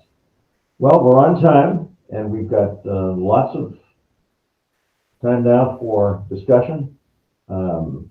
Is Tom Patterson still with us? Tom? Have we lost him? I'm here, Mike. Okay, let me ask you for your assistance in helping Juan and me to moderate this discussion, and any thoughts, ideas that you have in facilitating that discussion would be very, very much appreciated. So Juan, now shall we begin our discussion? Yes, we invite Prime Minister Zlatko Lagumziza of Bosnia-Herzegovina now. Well, thank you very much. First, I want to congratulate to all my friends and, of course, to Governor Dukakis for you are moderating these events. Always did greatly. It's great to convene with more than half of initial co-signers of we all share the view that, basically speaking, the age of the social contract is the fundamental document that we have to build upon on. I just want to reflect a few things on the Euro-Atlantic cooperation, so having in mind American and European perspectives that we heard so far. In our policy lab that we had on fundamental rights in the AI and digital societies towards the International Court that was done by Club de Madrid and Global Boston Forum, which I participated in here, we concluded very clearly that the basic pillars of future of the social contract of AI in age is lays in a transatlantic approach and cooperation to protecting human fundamental rights in the AI and digital space. So we heard in here, just to give you some few ideas from that, there appear to be a number of promising avenues to greater transatlantic cooperation around the governance of AI-based technologies, whether in dominance domestic sphere to protect fundamental rights, or in the geopolitical sphere around common national and global security interests. We heard the Prime Minister about also a cooperation between Japan, Australia, States, and India. But of course, at the same time, and we heard from Eva and some other people in here, and Prime Minister Abe, talking about cooperation of the like-minded countries. This Pacific quartet inside the European Union and the United States.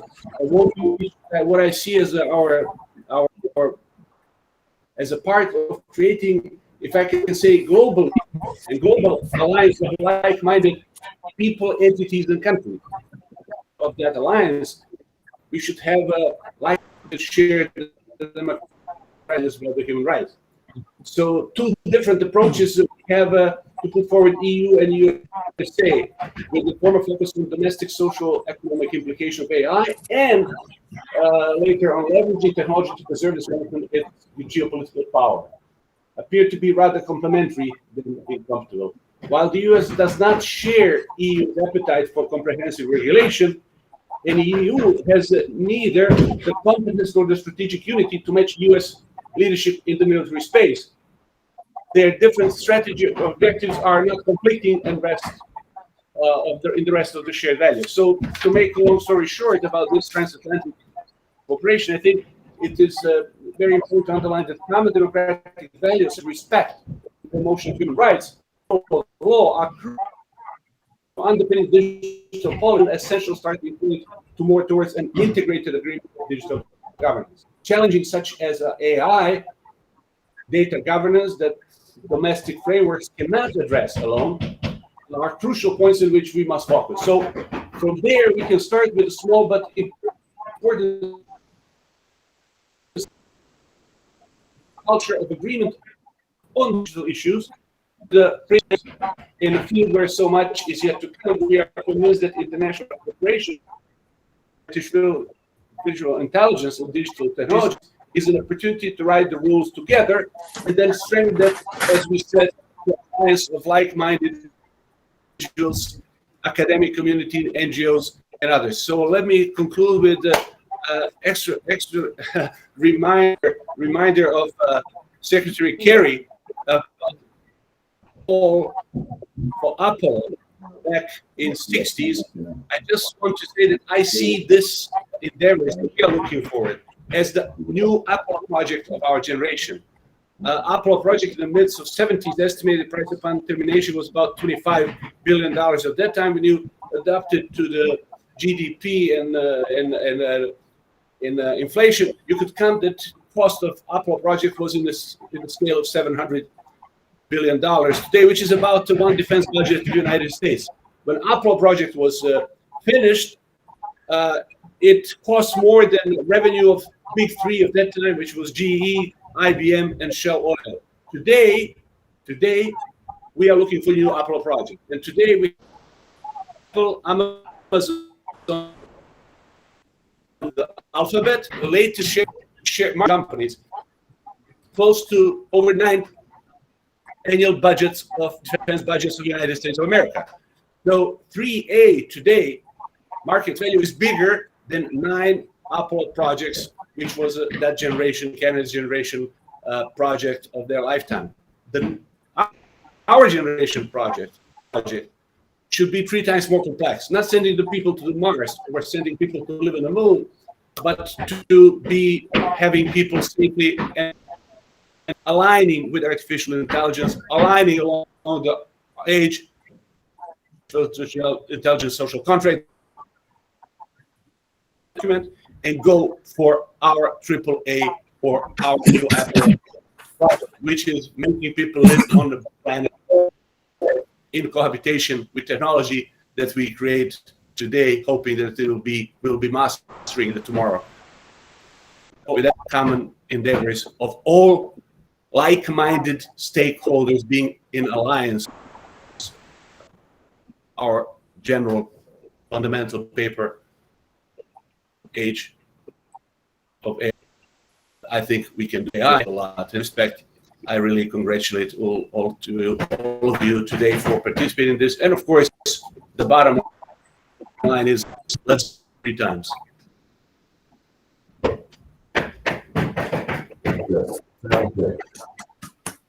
From our other panelists and participants. Yeah, Mas Castro, former vice president of the World Bank. Yeah, he here. And he. Go ahead. Yeah. Thank you. Hello. Thank you all, the Boston Global Forum, and all the thought leaders and influencers, and just recognition also from the distinguished presence of former President Prime Minister Shinzo Abe. Let me be very short. I have to, however, squeeze in a little recognition for Andreas Norlén for his reward. Just 2 things. We saw in Sweden the extreme importance of a functioning parliament in shaping government, and therefore the decisions that are needed to address those issues we are talking about.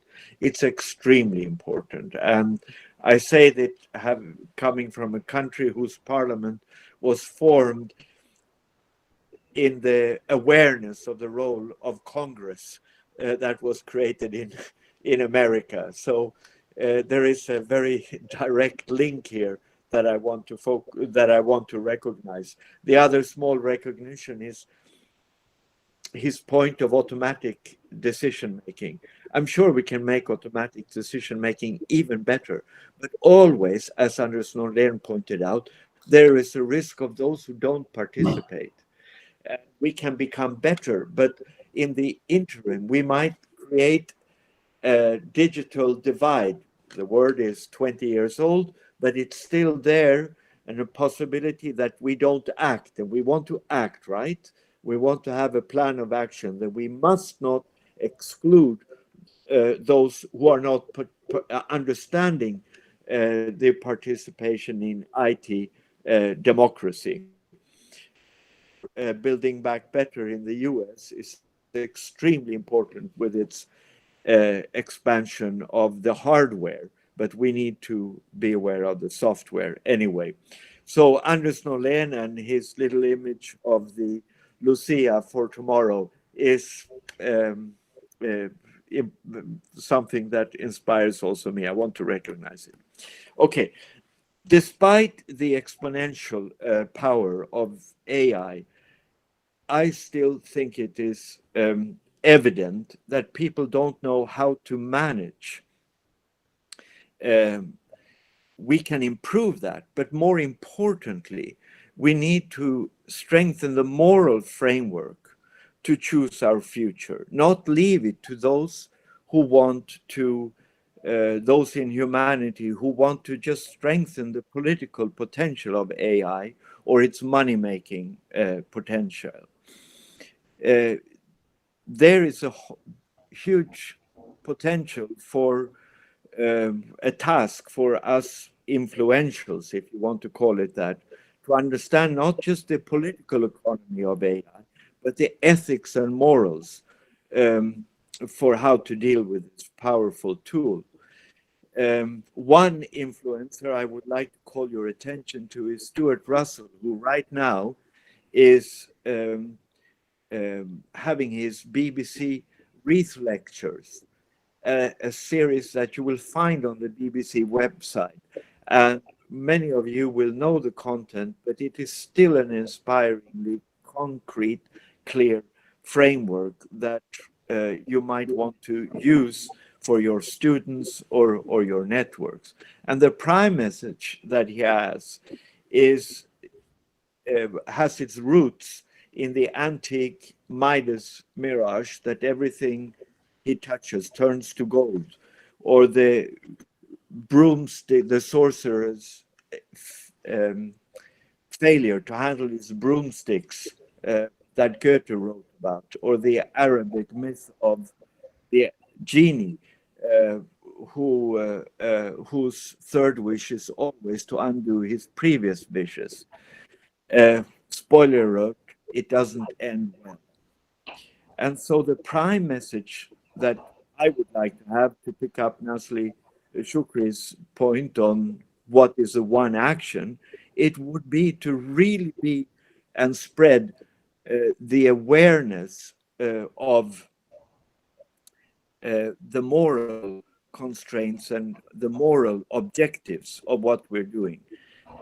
If we create automatic killing, and by this I don't mean the drones, which are humanly controlled and have pros and cons, if we actually create, offload our own decisions on killing, the consequences can be absolutely devastating for humanity. We regulated weapons of mass destruction, nuclear weapons, biochemical weapons, the what's called the certain conventional weapons, the CCW, through treaties. We created, the US created the IAEA, the Atomic Energy Agency, a new multilateralism in this age, for this century, in fact, for the future of humanity, needs this kind of regulation. Now, everyone becomes afraid of the word regulation when you talk about AI, because it's going to stymie somehow the innovation, excellence. It's going to stymie private sector innovation, what we need for the market economy. But it's not true. The market economy is dependent on good regulation. And the guys who are good at regulating are the authoritarian regimes of our time. They are harnessing AI for their political purposes. And I have to say, the mega AI companies are kind of blinded by their power and don't see the risks that Midas, Goethe, and the Arabic genie were there to tell us long time ago. Listen to Francis Bacon from 1605 or whenever it was, who spoke to these issues.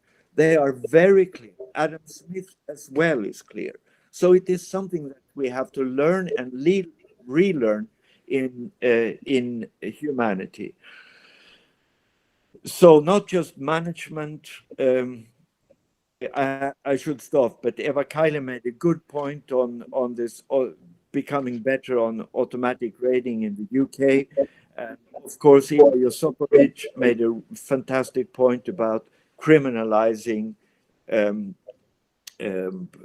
bad misuse of AI, and the EU. I want to also mention EU, the preparation now of EU law on lying for private gain, which has to do with regulating how you use voice or images to interpret how people are perceived by a recipient. So, you know, you can call up your, you can fake, someone can fake your voice and lie to your mother to give you money.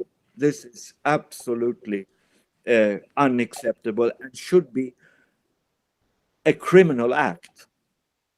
Making lies a criminal act in this sense. It's extremely difficult, but it has to be done. So let's have the courage to do something. There is a draft circulating among us for action on global law and accord on AI, which I very much would like for us to consider and discuss. The idea of a social contract that you are promoting in this, we are promoting in this framework of the Age of Enlightenment is excellent. So I think this network of networks that we are can make a difference. Let me stop here. Thank you very much for giving me an opportunity. Thank you. Other comments? Paul, Francesco?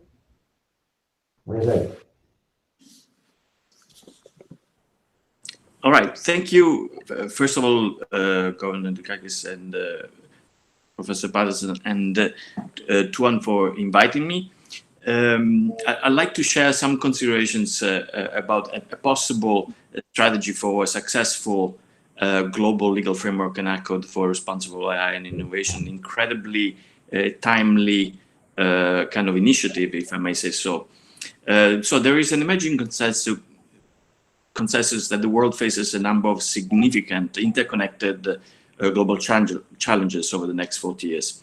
Social inequality and human rights, economic inequality, the defense and strengthening of global democratic processes and institutions, the climate crisis and health crisis, the looming energy crisis, the impending risks affordances of the foaming AI era.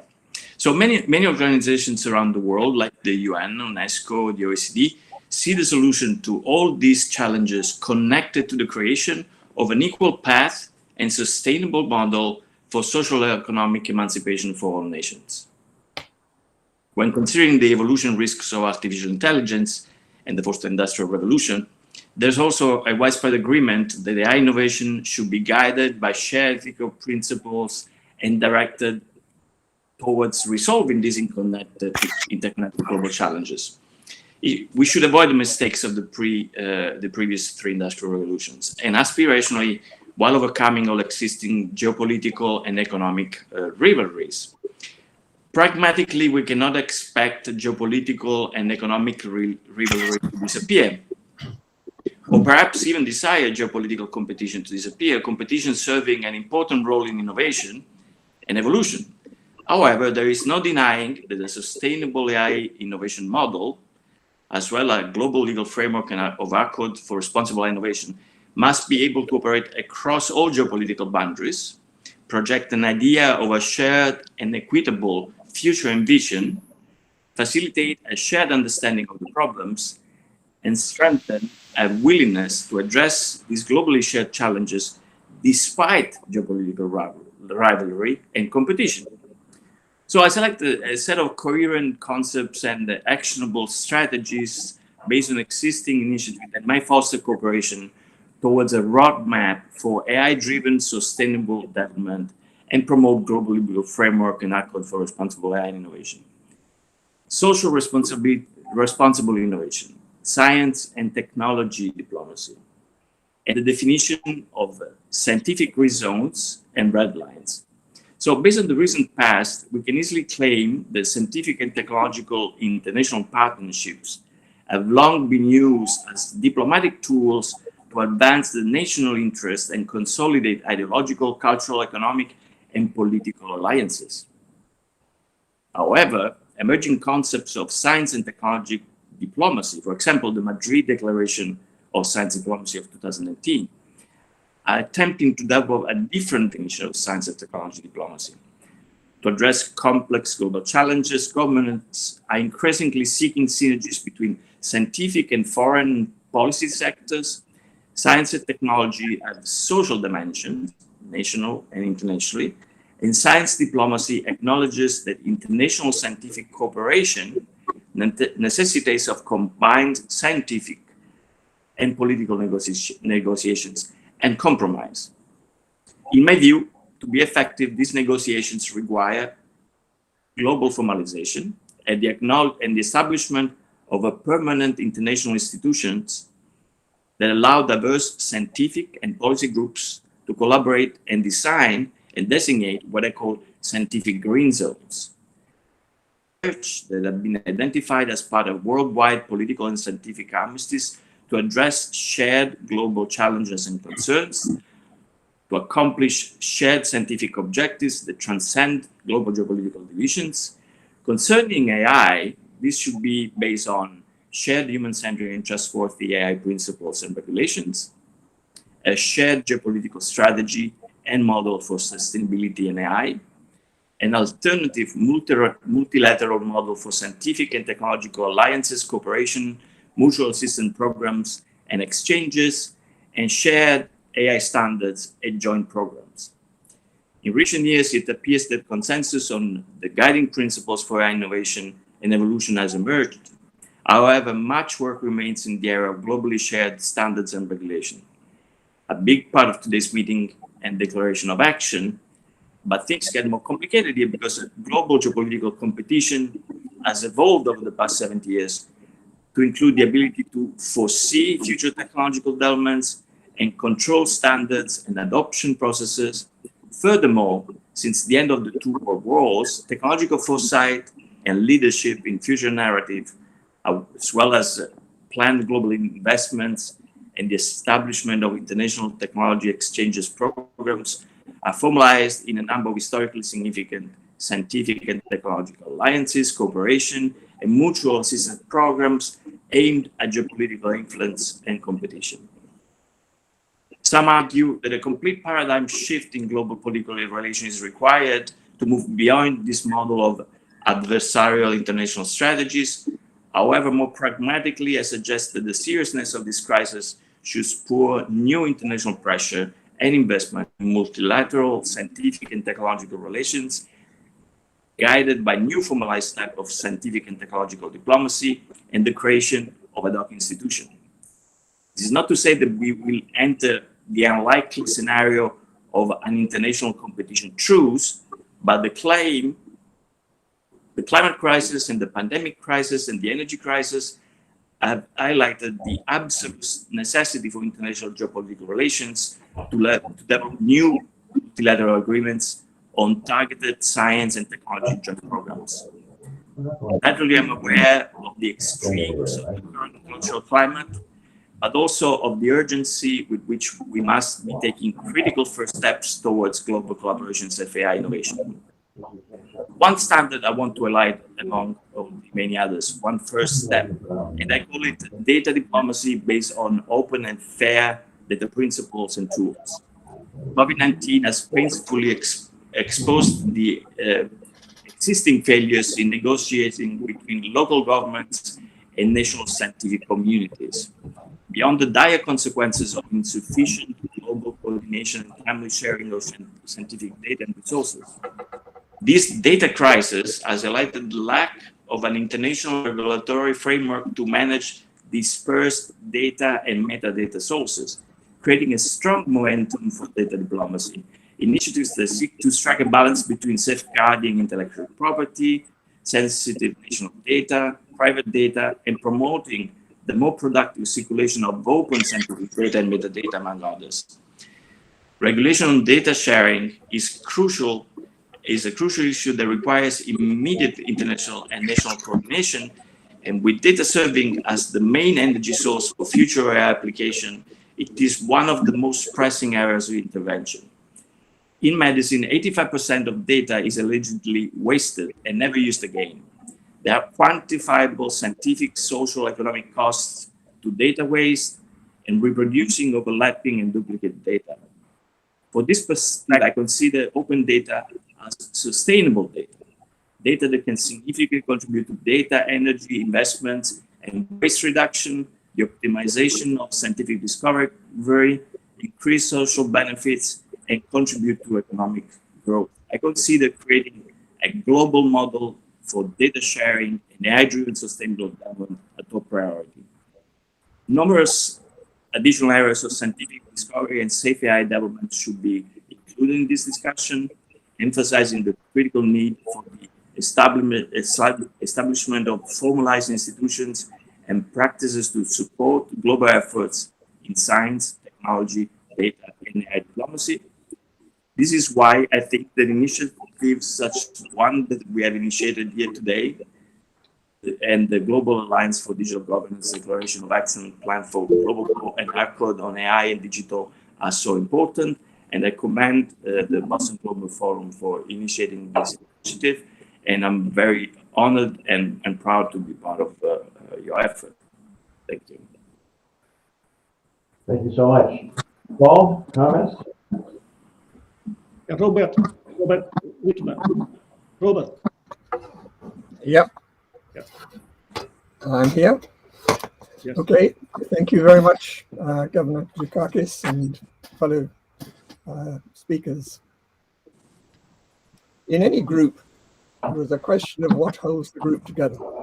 And I've just completed a short paper on AI global governance, building on an earlier paper on the same topic last year. In the paper, I argued that AI governance is urgently needed and that a campaign to establish an AI global governance regime complex is necessary. I then go on to describe some desirable features of such a regime complex, along with a discussion of some of the challenges and how such a regime complex could be brought about. Now, the words that I've used just now are not the precise words that can be found in the AI International Accord framework, but the sentiment would seem to be aligned, namely the need for urgently work towards a global accord or form of governance in relation to artificial intelligence. With any developments of ideas or movement or campaign, there's a fine balance to be made between the regard to the breadth of the movement or campaign. So the goal needs to, on the one hand, to be sufficiently clear to avoid the group being no more than a random collection of people, but also to be sufficiently broad so as not to deter people unnecessarily. In time, the common set of beliefs is likely to need to become more specific, but only as momentum grows. And there are a couple of key issues I'd like to mention that I believe need further debate and discussion. First of all, it's how the proposed governance relates to the UN. Is the governance to be in the form of an AI treaty, as some suggest, for instance, modeled on the UN Convention of the Law of the Sea, which Orban Nemitz has proposed, or the Framework Convention on Climate Change, or in some other form, some form that is other than a UN treaty, which appears to be the case with the AI International Accord. Secondly, governance architecture of AI and digital. At present, there is a great deal of effort going on into AI governance, such as soft law, the OECD G20 principles, and UNESCO recommendations, some hard law from the EU and perhaps Council of Europe. But at the same time, within this Boston Global Forum Club de Madrid community, there is often reference to digital, so the Global Alliance for Digital Governance. The question is whether AI governance is seen as a subset of digital governance, or it's separate, it sits alongside. How does this group see that relationship? The intention, as I understand, and Professor Shukri sort of touched on it, the idea of developing an action plan. The vision has been set out in earlier documents and along the lines of a secure, safe, peaceful AI and digital world.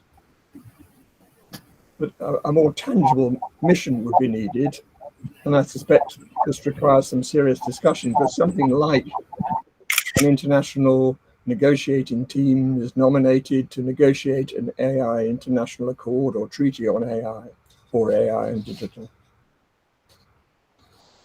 One would then need to identify the steps that need to be taken to realize this mission. The resolution of some of the key issues, such as the ones I've mentioned above, would logically form part of the plan. And with those fundamental issues resolved, one could seek to encourage lawyers to address other architectural issues ahead of a detailed drafting. The key aim of such a plan would be to share the ideas and indeed to enrich and refine the ideas and to seek to get some momentum behind the movement. One would envisage using a variety of formats, including dialogues with political leaders, business leaders, innovators, roundtables with governments, the EU, the UN, Congress, parliaments, think tanks, universities, and indeed not least civil society organizations. And then there's papers, blogs, books, debates, webinars. One can envisage the group engaging particularly with a set of the developed and developing countries. Whilst it makes sense to target certain countries, it is also important to be flexible and responsive to any indication of support elsewhere. And ultimately, if a group of countries is really convinced about what you are arguing, then they can take on the wider engagement and political promotion themselves. And finally, as a stepping stone to the ultimate goal, I would suggest it would be important to make the most of opportunities such as those set out in the UN Secretary General's report, Our Common Agenda. He suggests that the United Nations, governments, the private sector and civil society could come together as a multi-stakeholder digital technology track in preparation for a summit of the future to agree on the Global Digital Compact. In his June 2020 digital roadmap, the UN Secretary General proposed to establish a multi-stakeholder advisory body on global artificial intelligence cooperation. In Our Common Agenda, he proposes an additional backup in the form of a high-level advisory board made up of former heads of state and governments. And this board will be asked to identify global public goods and potentially other areas of common interest where governance improvements are most needed. Surely artificial intelligence is one such area. So the aim would be then to work with these bodies, and this group could therefore have a subsidiary goal of a positive decision at the Summit of the Future at the end of 2023. A decision which could be to work towards or investigate an AI international accord or the establishment of a global governance system for AI or AI and digital. In any event, I look forward to working through this process with colleagues so as to develop a coherent plan that the group can embrace. And I look forward to also feeding into Professor Shukri's idea about a single idea. Thank you very much. Thank you, Robert. Thank you so much.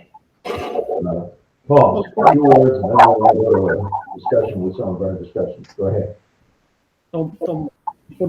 Yeah.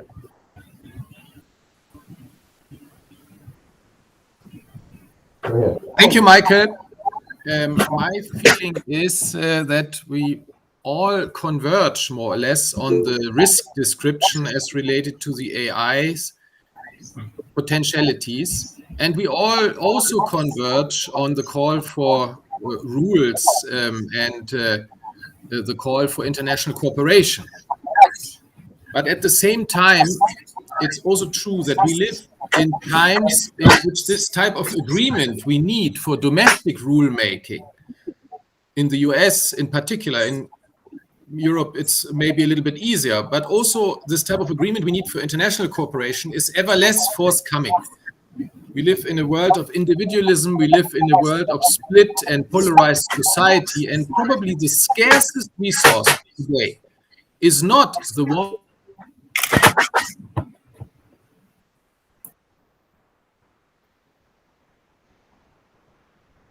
but the scarcest resource today is the willingness and ability to agree on rules, both domestically, to adopt laws, and also to agree on an international level.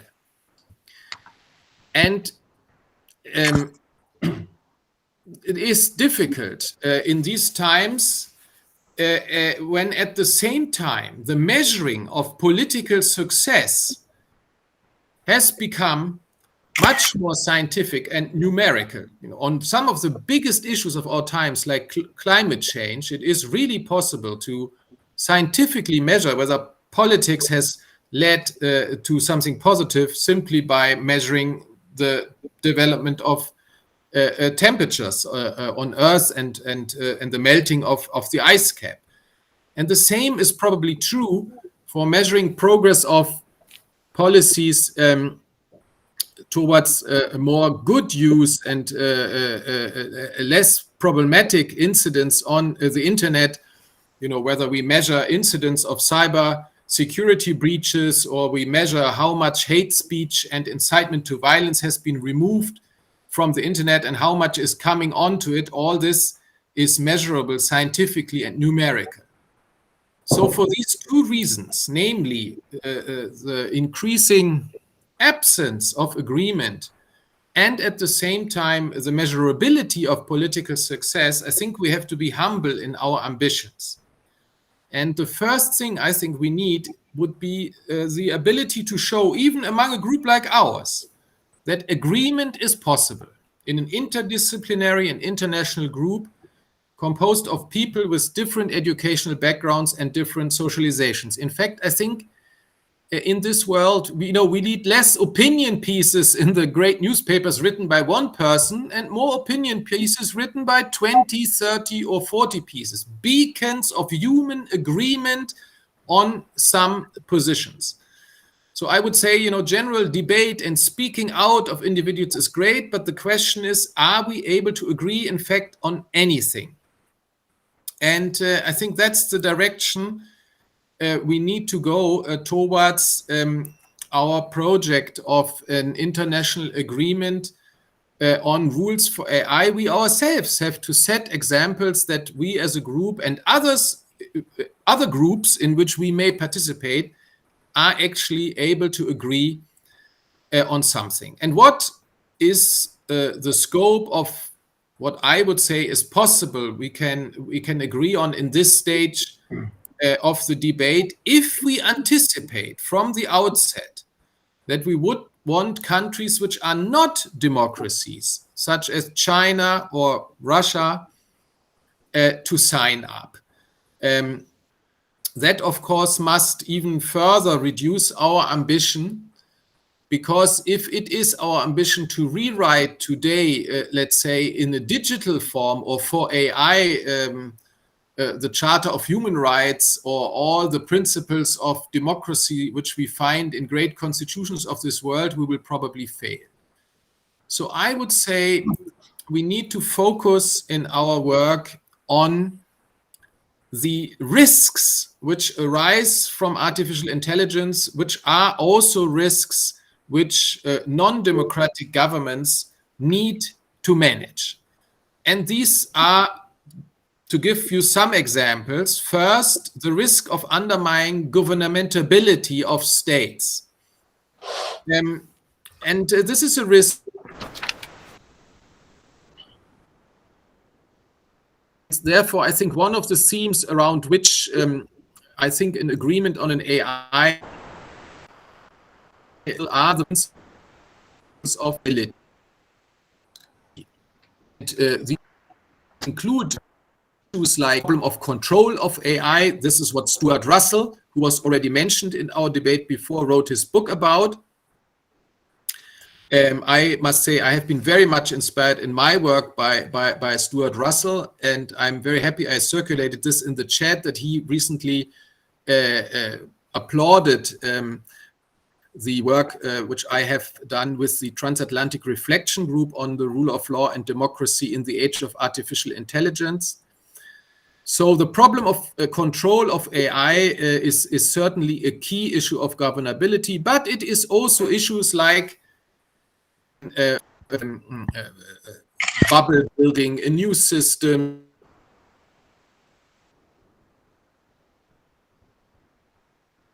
Russia. Well, Russia itself has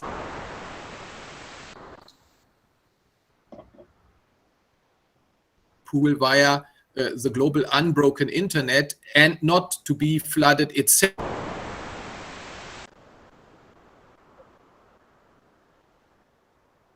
To say, and afterwards I stop, which are less than the share in this group, namely fundamental rights. I think is something which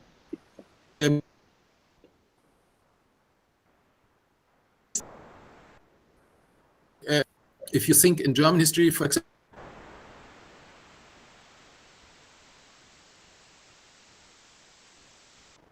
and I would say types of technical challenges which this technology poses make it possible to reach an agreement which will be useful in many of the risks of this technology without going the way of, let's say, putting in danger global institutions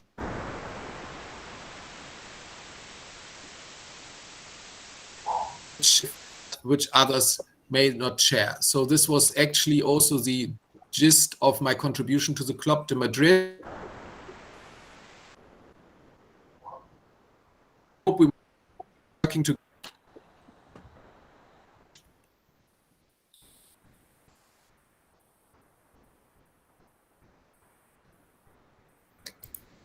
Okay, I think now we can move to Nam Phạm. Nam Phạm, he would like to. We're not going to have, we can't have a series of speeches here, Tuan. We really got to get a discussion going. So yes, discussion. Make sure that's what we're doing here. Yes. Now we discussion. The people already. Oh. And I think Nam Phạm would like to raise question. Okay. Nam Phạm raise question. Yes. Nam. Yes, thank you so much for having me on this forum.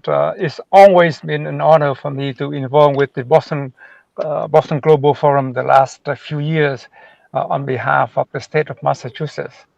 And I also like to congratulate the Speaker of the Swedish Parliament for this wonderful recognition. I also like to congratulate Tuan for picking December 12 is the date.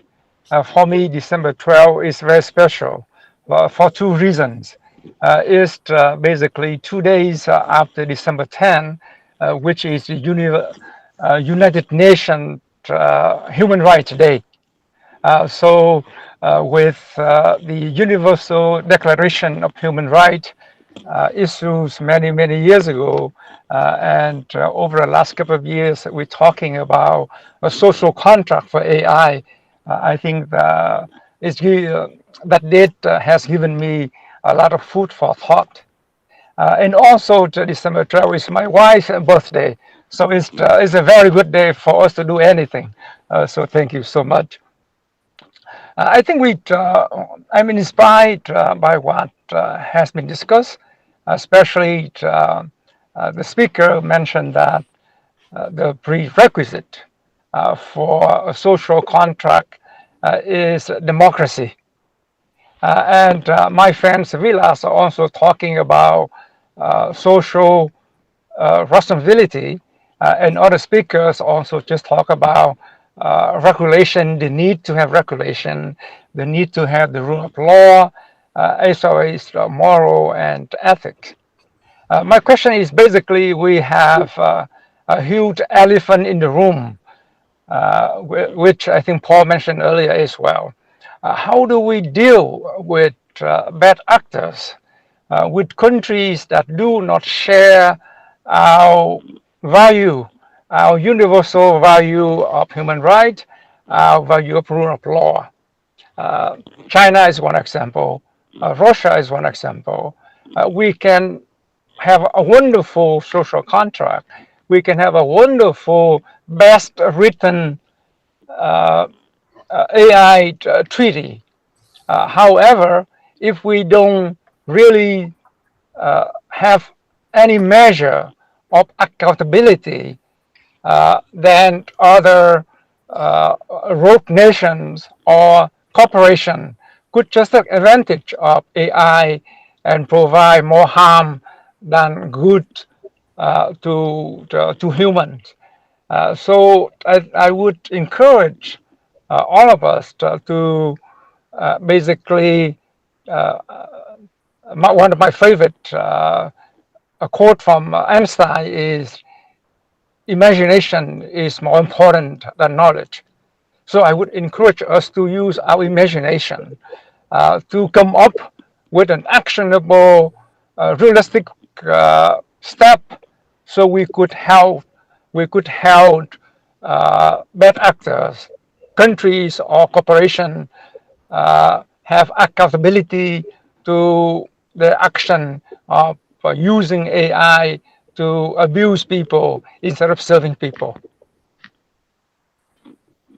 So how can we come up with actionable steps planned to make sure that AI will serve human?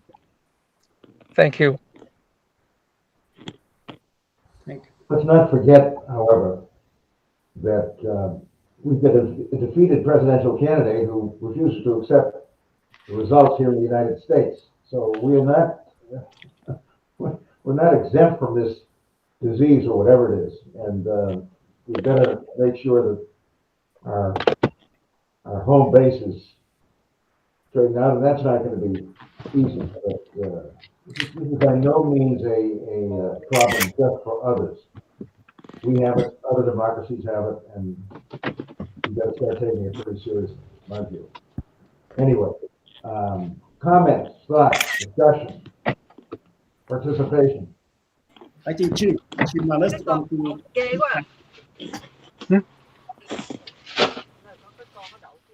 Chief Manas, yeah.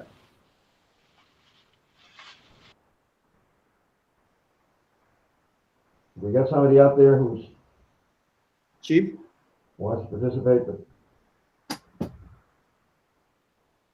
can't.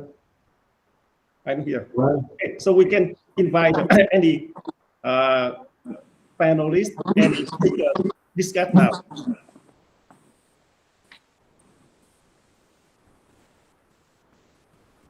Mas, please. Mas Kashan, you would like to discuss? Mas. Matt, go ahead.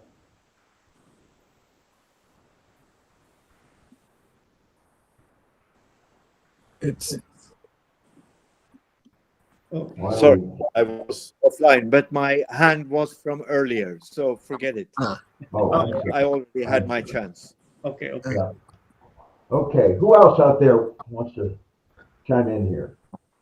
I have a comment if I may follow. No. Go ahead. Go ahead. So it's basically I think the core discussion it's about nuances in perception of what the problems are, right? It's easy to create just a dichotomy where we say that we are either a like-minded group or someone that doesn't agree with us. The reality is that there are differences even among us. The way Europe sees the treatment of private data is very different from the way in which the US sees private data. So I think that it's not necessarily a dichotomy. I mean, the people that share values and value democracy can certainly, I think that our function is that of creating a vision of where we want AI to go. And that vision needs to be fair, it needs to be inclusive, it needs to be equitable, it needs to create a path of innovation and growth for all countries and not only for the ones that are defining the standards and are creating the technology. This is one of the weaknesses of the first, second, and third industrial revolution, is that very few countries have been using the resources of the planet, and many countries feel that they are behind, they've been left behind. So the fact that then we have to deal with the nations that are not democratic, that is a false problem, because we cannot change that. And I think it's too urgent for the West to come up with solutions that are inclusive. That's why I'm suggesting science and technology diplomacy as creating a minimum agreement on certain areas of investigation in which we can agree or discuss with everybody, and then the people that have a more similar set of values can create new standards that hopefully we have to kind of push forward. So it's not that mutually exclusive. There's two different ways of going about this. One is the people that agree develop better standards for all, so that also the people feel included and they can participate. And with the countries where there's disagreement, as it might be between Europe and the States, I mean, we disagree on a lot of things on data, right?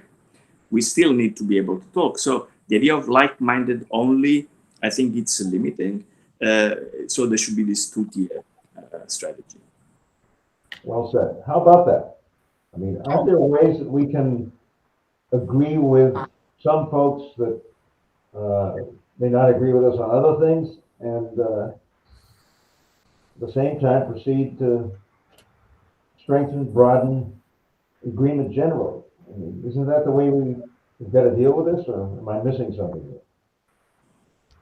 I think Tom can discuss something. I'm sorry, if I may say that, I think it's all good and well to have people who have differences on the table to discuss.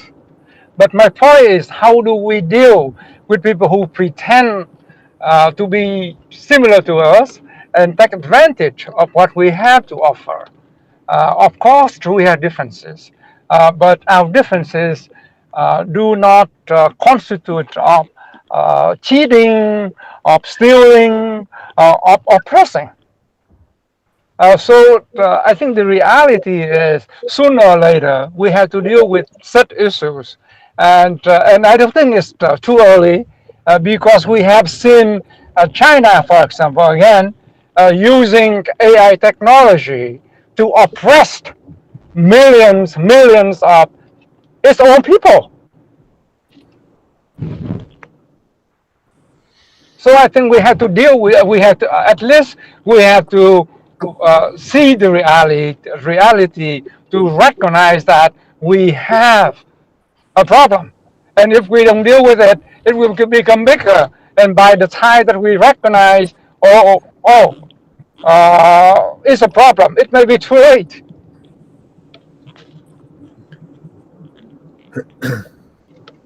How about that?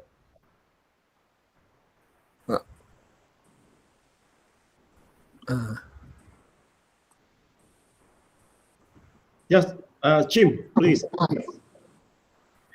Yes, I was wondering, for those who have been had experience with the EU's general data protection regime, although it's been implemented now for the last few years, if there are lessons to be learned as we develop, standards and even penalties for non-compliance.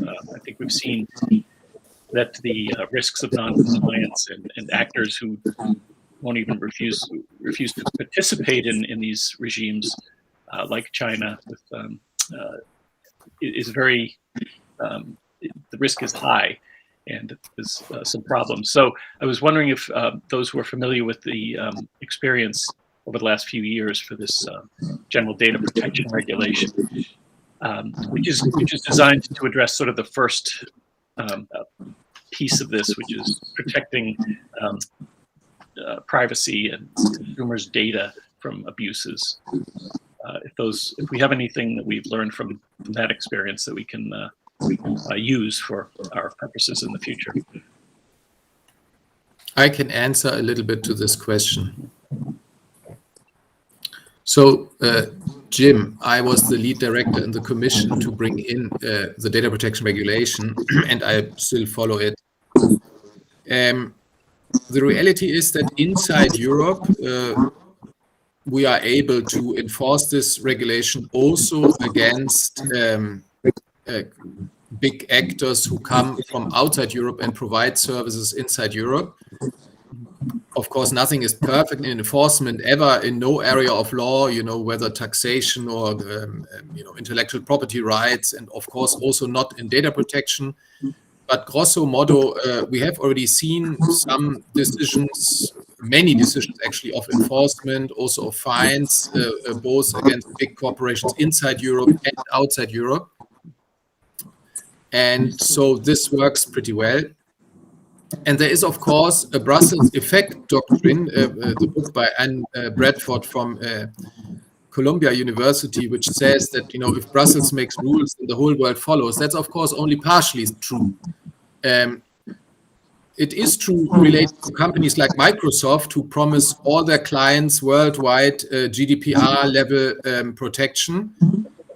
Of course, it's not our job to check whether that's true when Microsoft operates outside EU jurisdiction, but we hope we are checking it inside the EU.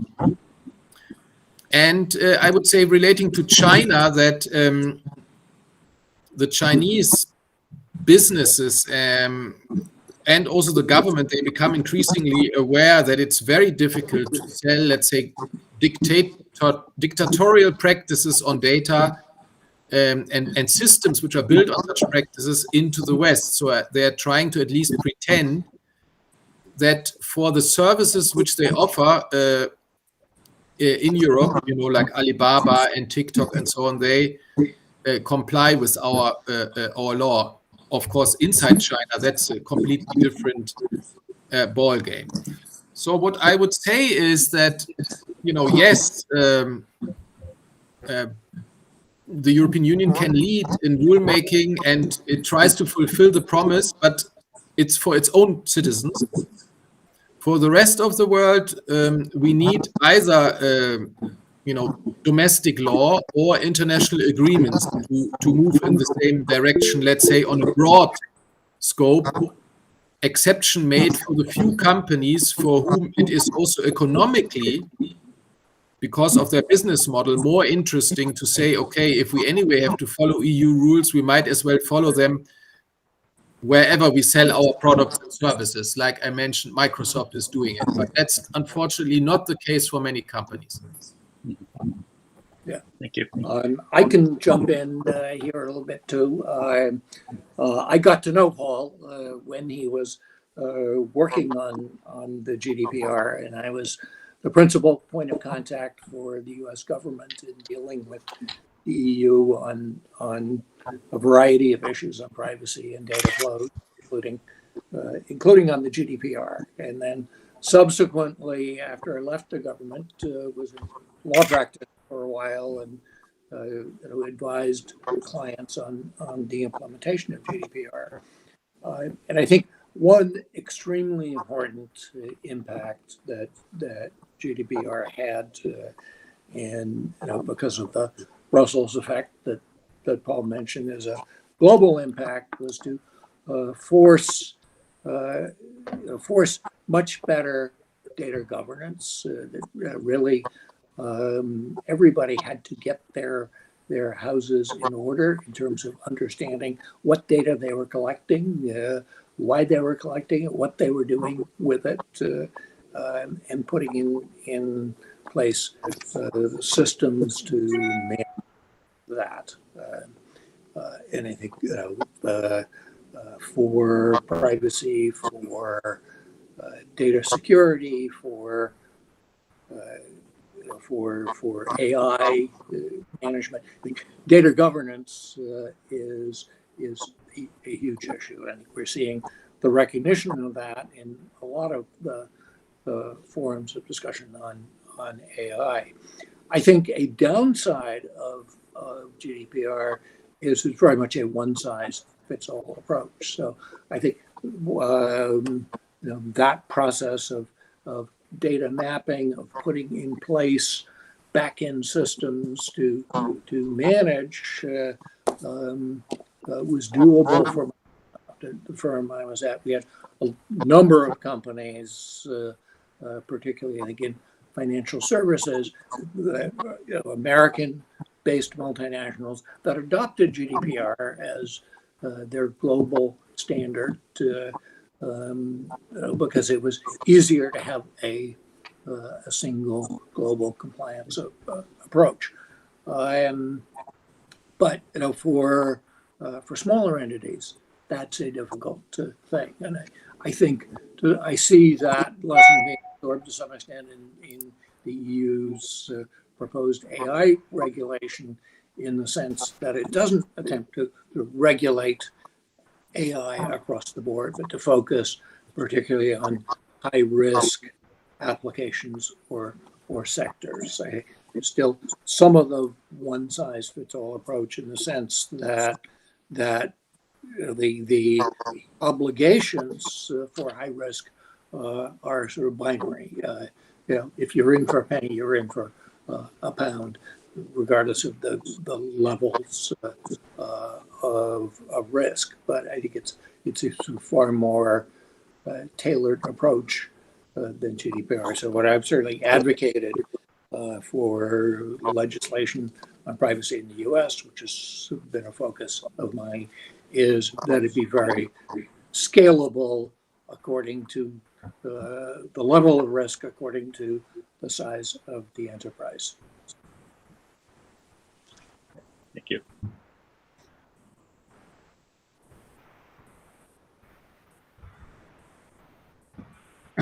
Tuan, we have hands raised. Matt's raised his hand. Okay, so Robert, yeah, please, you raise a hand and you can. Okay, I just wanted to pick up what Paul Nemitz was saying. Paul, I think you made these remarks back in September, as I recall, or maybe before, and I found them extremely interesting. What I didn't hear back in September was anybody else's comments on the views that you've expressed, namely the severe sort of limitation of any international governance on AI. And I'd be very interested in anybody else's comments. I mean, I think it's a very, very interesting, powerful idea. What do other people think? How about that? Yeah, I can't say anything. Didn't have any negative feedback, and only very few positive feedback. So the jury is out. But I would also say, once you dig into this and you start from the point of, the issue being governability of states, it's not that narrow. It's just a way to avoid, let's say, the usual conflict points in international negotiations with countries which are not democracies. And I would say what also makes me more optimistic, in the paper in September, I wrote, let's see whether in the UNESCO, China and Russia on the ministerial level join the recommendations on AI. Now we can see that they have actually joined. As if I'm informed correctly, it was a unanimity in the ministerial level in UNESCO. And you know, it's yet another beacon of agreement. It's of course not binding law. It's a lukewarm write-up of many ethics codes pre-existing, but it is another signal that a global agreement would not be completely excluded, I would say. We had on this call just 20 minutes ago a reference to the abuse to which AI is being put in with regard to the surveillance and the Uyghurs, for instance. So, are you satisfied that example, it could be handled through other legislation, and and other rights and Bill of Rights and human rights, and it therefore does not need to be in a specific AI governance? Well, I mean, you know, the question of how far human rights and international law govern the relationship between governments and their citizens is, of course, it's a broad field. But I would say, as to respect for human rights, you know, what's happening in China in this mass surveillance is something which is not in line even with, let's say, the rather vague standards of the Global Covenant on political and citizens' rights. So that's one remark. Another remark would be that if your ambition is through agreement on AI to change the policy of the Chinese government on how it uses AI domestically for what it calls, of course, security concerns, then I wish you good luck in finding a global consensus on such an agreement.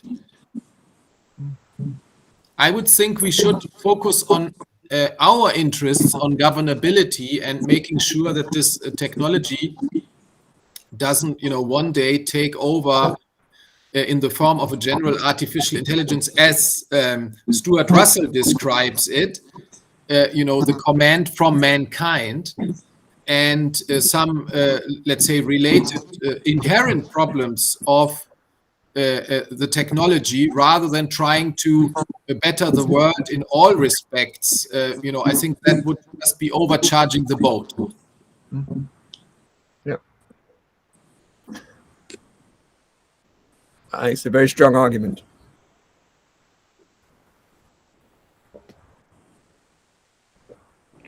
If I may add, I'm sorry, if I may add one thing, that I agree with what you just said, but that's why I appreciate Einstein's quote a lot more.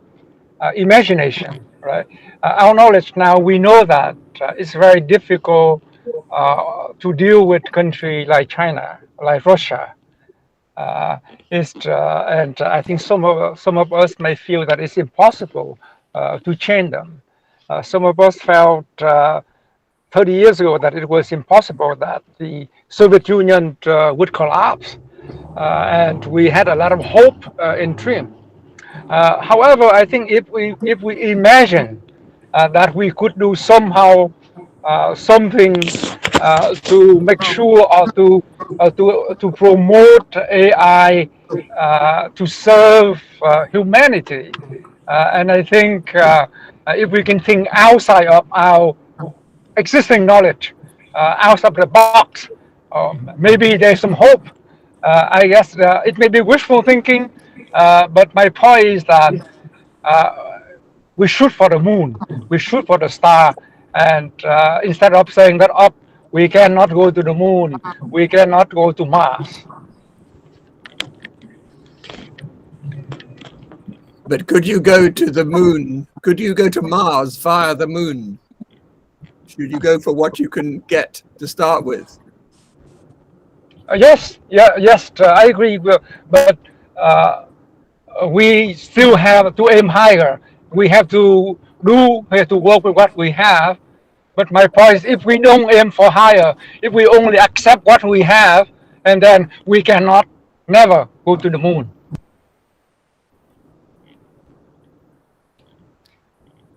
Yeah.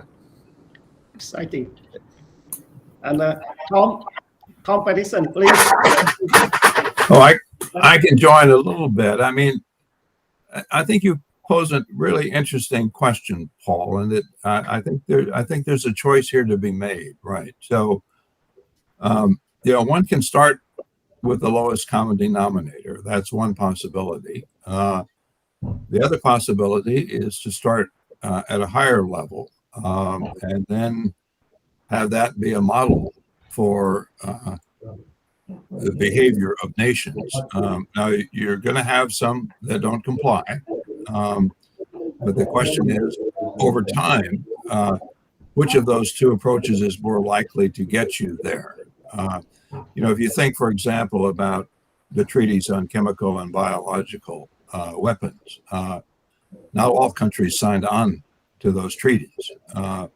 But there actually have not been very many countries, even those who didn't sign on, who have violated, and that's a pretty high standard. So I'm kind of mixed mind on this, but one of the themes here, I think, is the question of that we've talked about, and that many of our speakers today have brought up, is the importance of this being human-centric, and that it be ethical and value-based.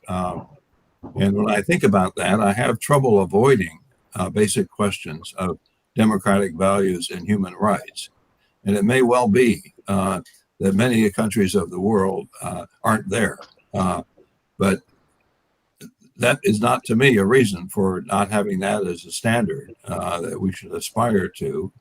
And perhaps in thinking about what an actual accord would look like, maybe that's the standard that ought to be in there. So I do think there is a question of strategy here as to which is the best way to get where we want to be in the long term. And I don't propose to be an expert on that question. I haven't studied this issue carefully enough to really have a firm opinion about it, but I do have a personal preference, and that's one where you start at the higher level and not down there where you might have a common denominator.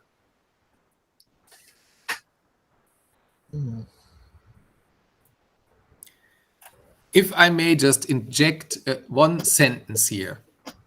If such an agreement says, for example, AI shall not be used to undermine the form of governance of a state, it would mean in the United States and in Europe that AI cannot be used to undermine democracy. But the formulation would be one which maybe also others can sign up to. Anyway, I love this debate. We have to continue thinking about this. And let's see. Yeah. Thank you, Tom, for your thought anyway.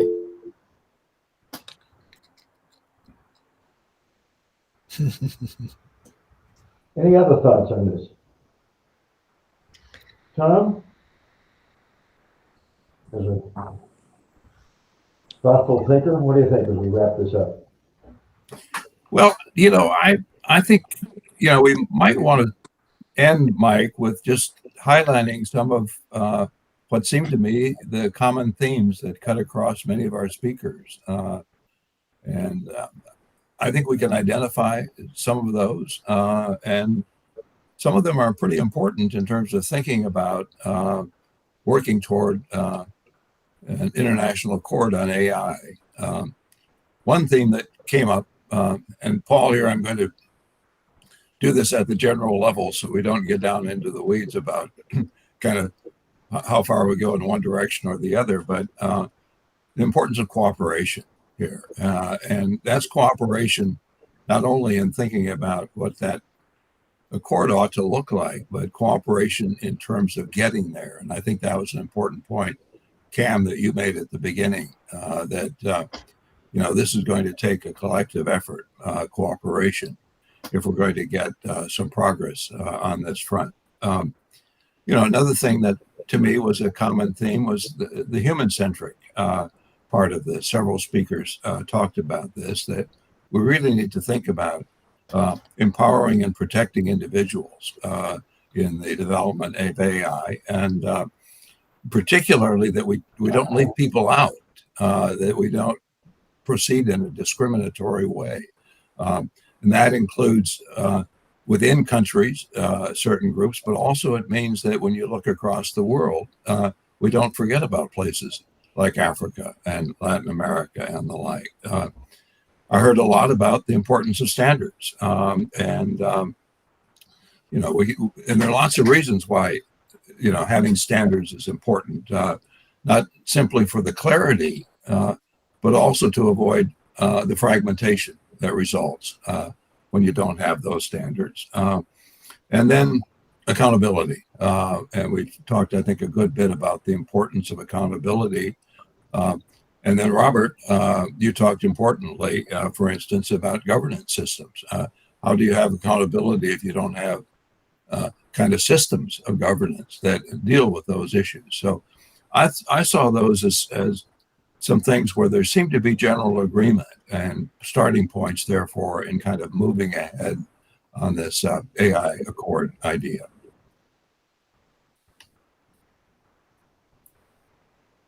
Any other thoughts, comments? If I have one recommendation is that one very powerful dimension of any document with the aspiration like the one we're working on should have a future narrative. It should be inspirational. It should be able to lead developers, thinkers, civic society organizations to imagine a reality that we want to achieve. It cannot just be pragmatic, because the real fight is not only about the definition of how we do things, but also what we want to aspire. The West has been able for decades to provide that vision, that future vision of what society was supposed to look like, what democracy was supposed to look like, welfare what was supposed to look like, what democratic interaction elections were to look like. So we need an equal ideological future narrative to describe what the world we want to live in 40 years from now should look like, governed by the AI rules and ideas that we want. And while I agree very much with Paul that probably the most urgent one is red lines, is being the police of the development, because the risks are enormous. Look what happened with the fossil fuels. We didn't expect climate change when we started to engage totally with that technology, with that system, right? But so I mean also the ideological dimensions are important, because ultimately leadership has always been about the ability to project future visions. So it should be included in any document that aspires to being a unifying global thing. If it comes to mind, for example, is how AI can be applied for the sustainable development goals, for example. How does it contribute to solve that equation, which it seems to be something that globally many nations agree upon? How do we include nations that feel on the outset? I founded and I'm part of a group with the Latin American countries and we're discussing AI, and they feel that Latin America is excluded. And this is very democratic countries. They feel that are left behind, and they're not as much part of that. So extend that conversation that is happening in the States and Europe about equality, representation, inclusion, and projection of future narratives. So what is the West supposed to lead in that? So then there needs to be that dimension, I think.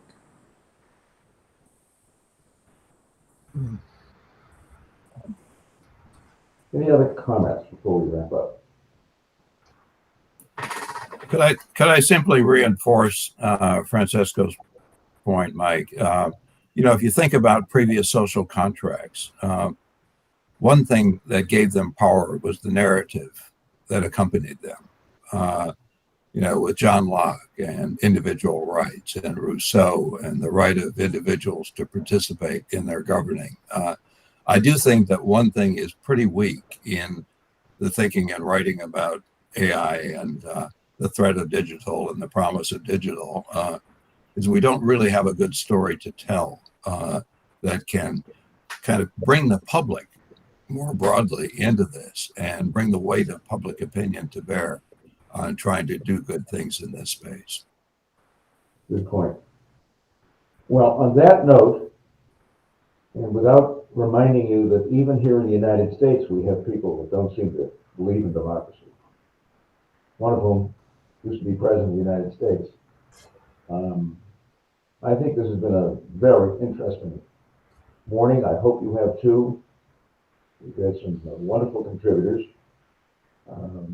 And I hope we can move on from here and be a constructive force in what I think ultimately all of us would like to see international cooperation in dealing with this particular technology and beyond. And I want to thank all of you very, very much. Well, Tom, obviously, from our side, but we've got a lot of work to do here, folks. And this is not easy, but it's so important. Juan, any final thoughts? Yes. Thank you so much for your great speaking and discussing. And I think very exciting and very important comment and ideas today, both from start with speaker of Sweden, and so with Cam Carey and to Ponemis, and we have a good start to think very serious issue for the world. And with my thinking from our discussion, I think we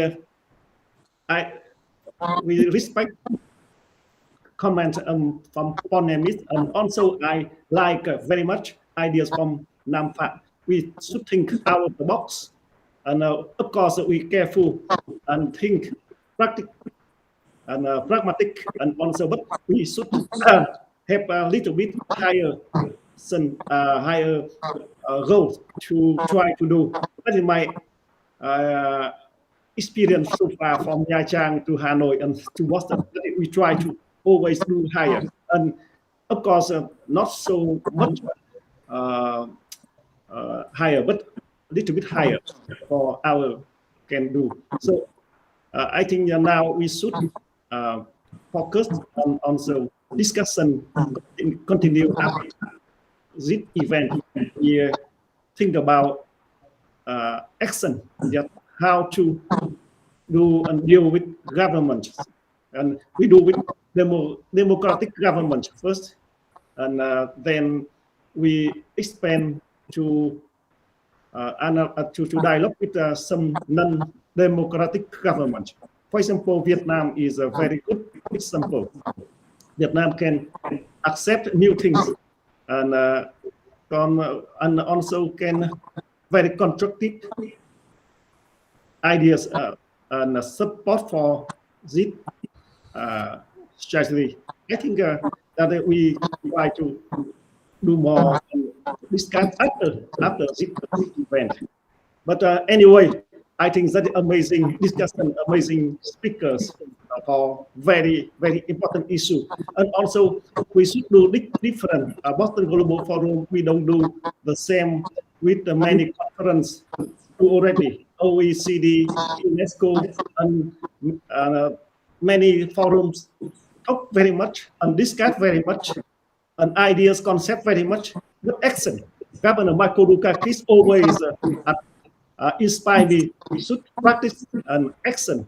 So, Boston Global Forum coordinate any resource to global alliance for digital governance, and we try to make action and effect, and we can see many resources, but not linked together, not engaged together so much.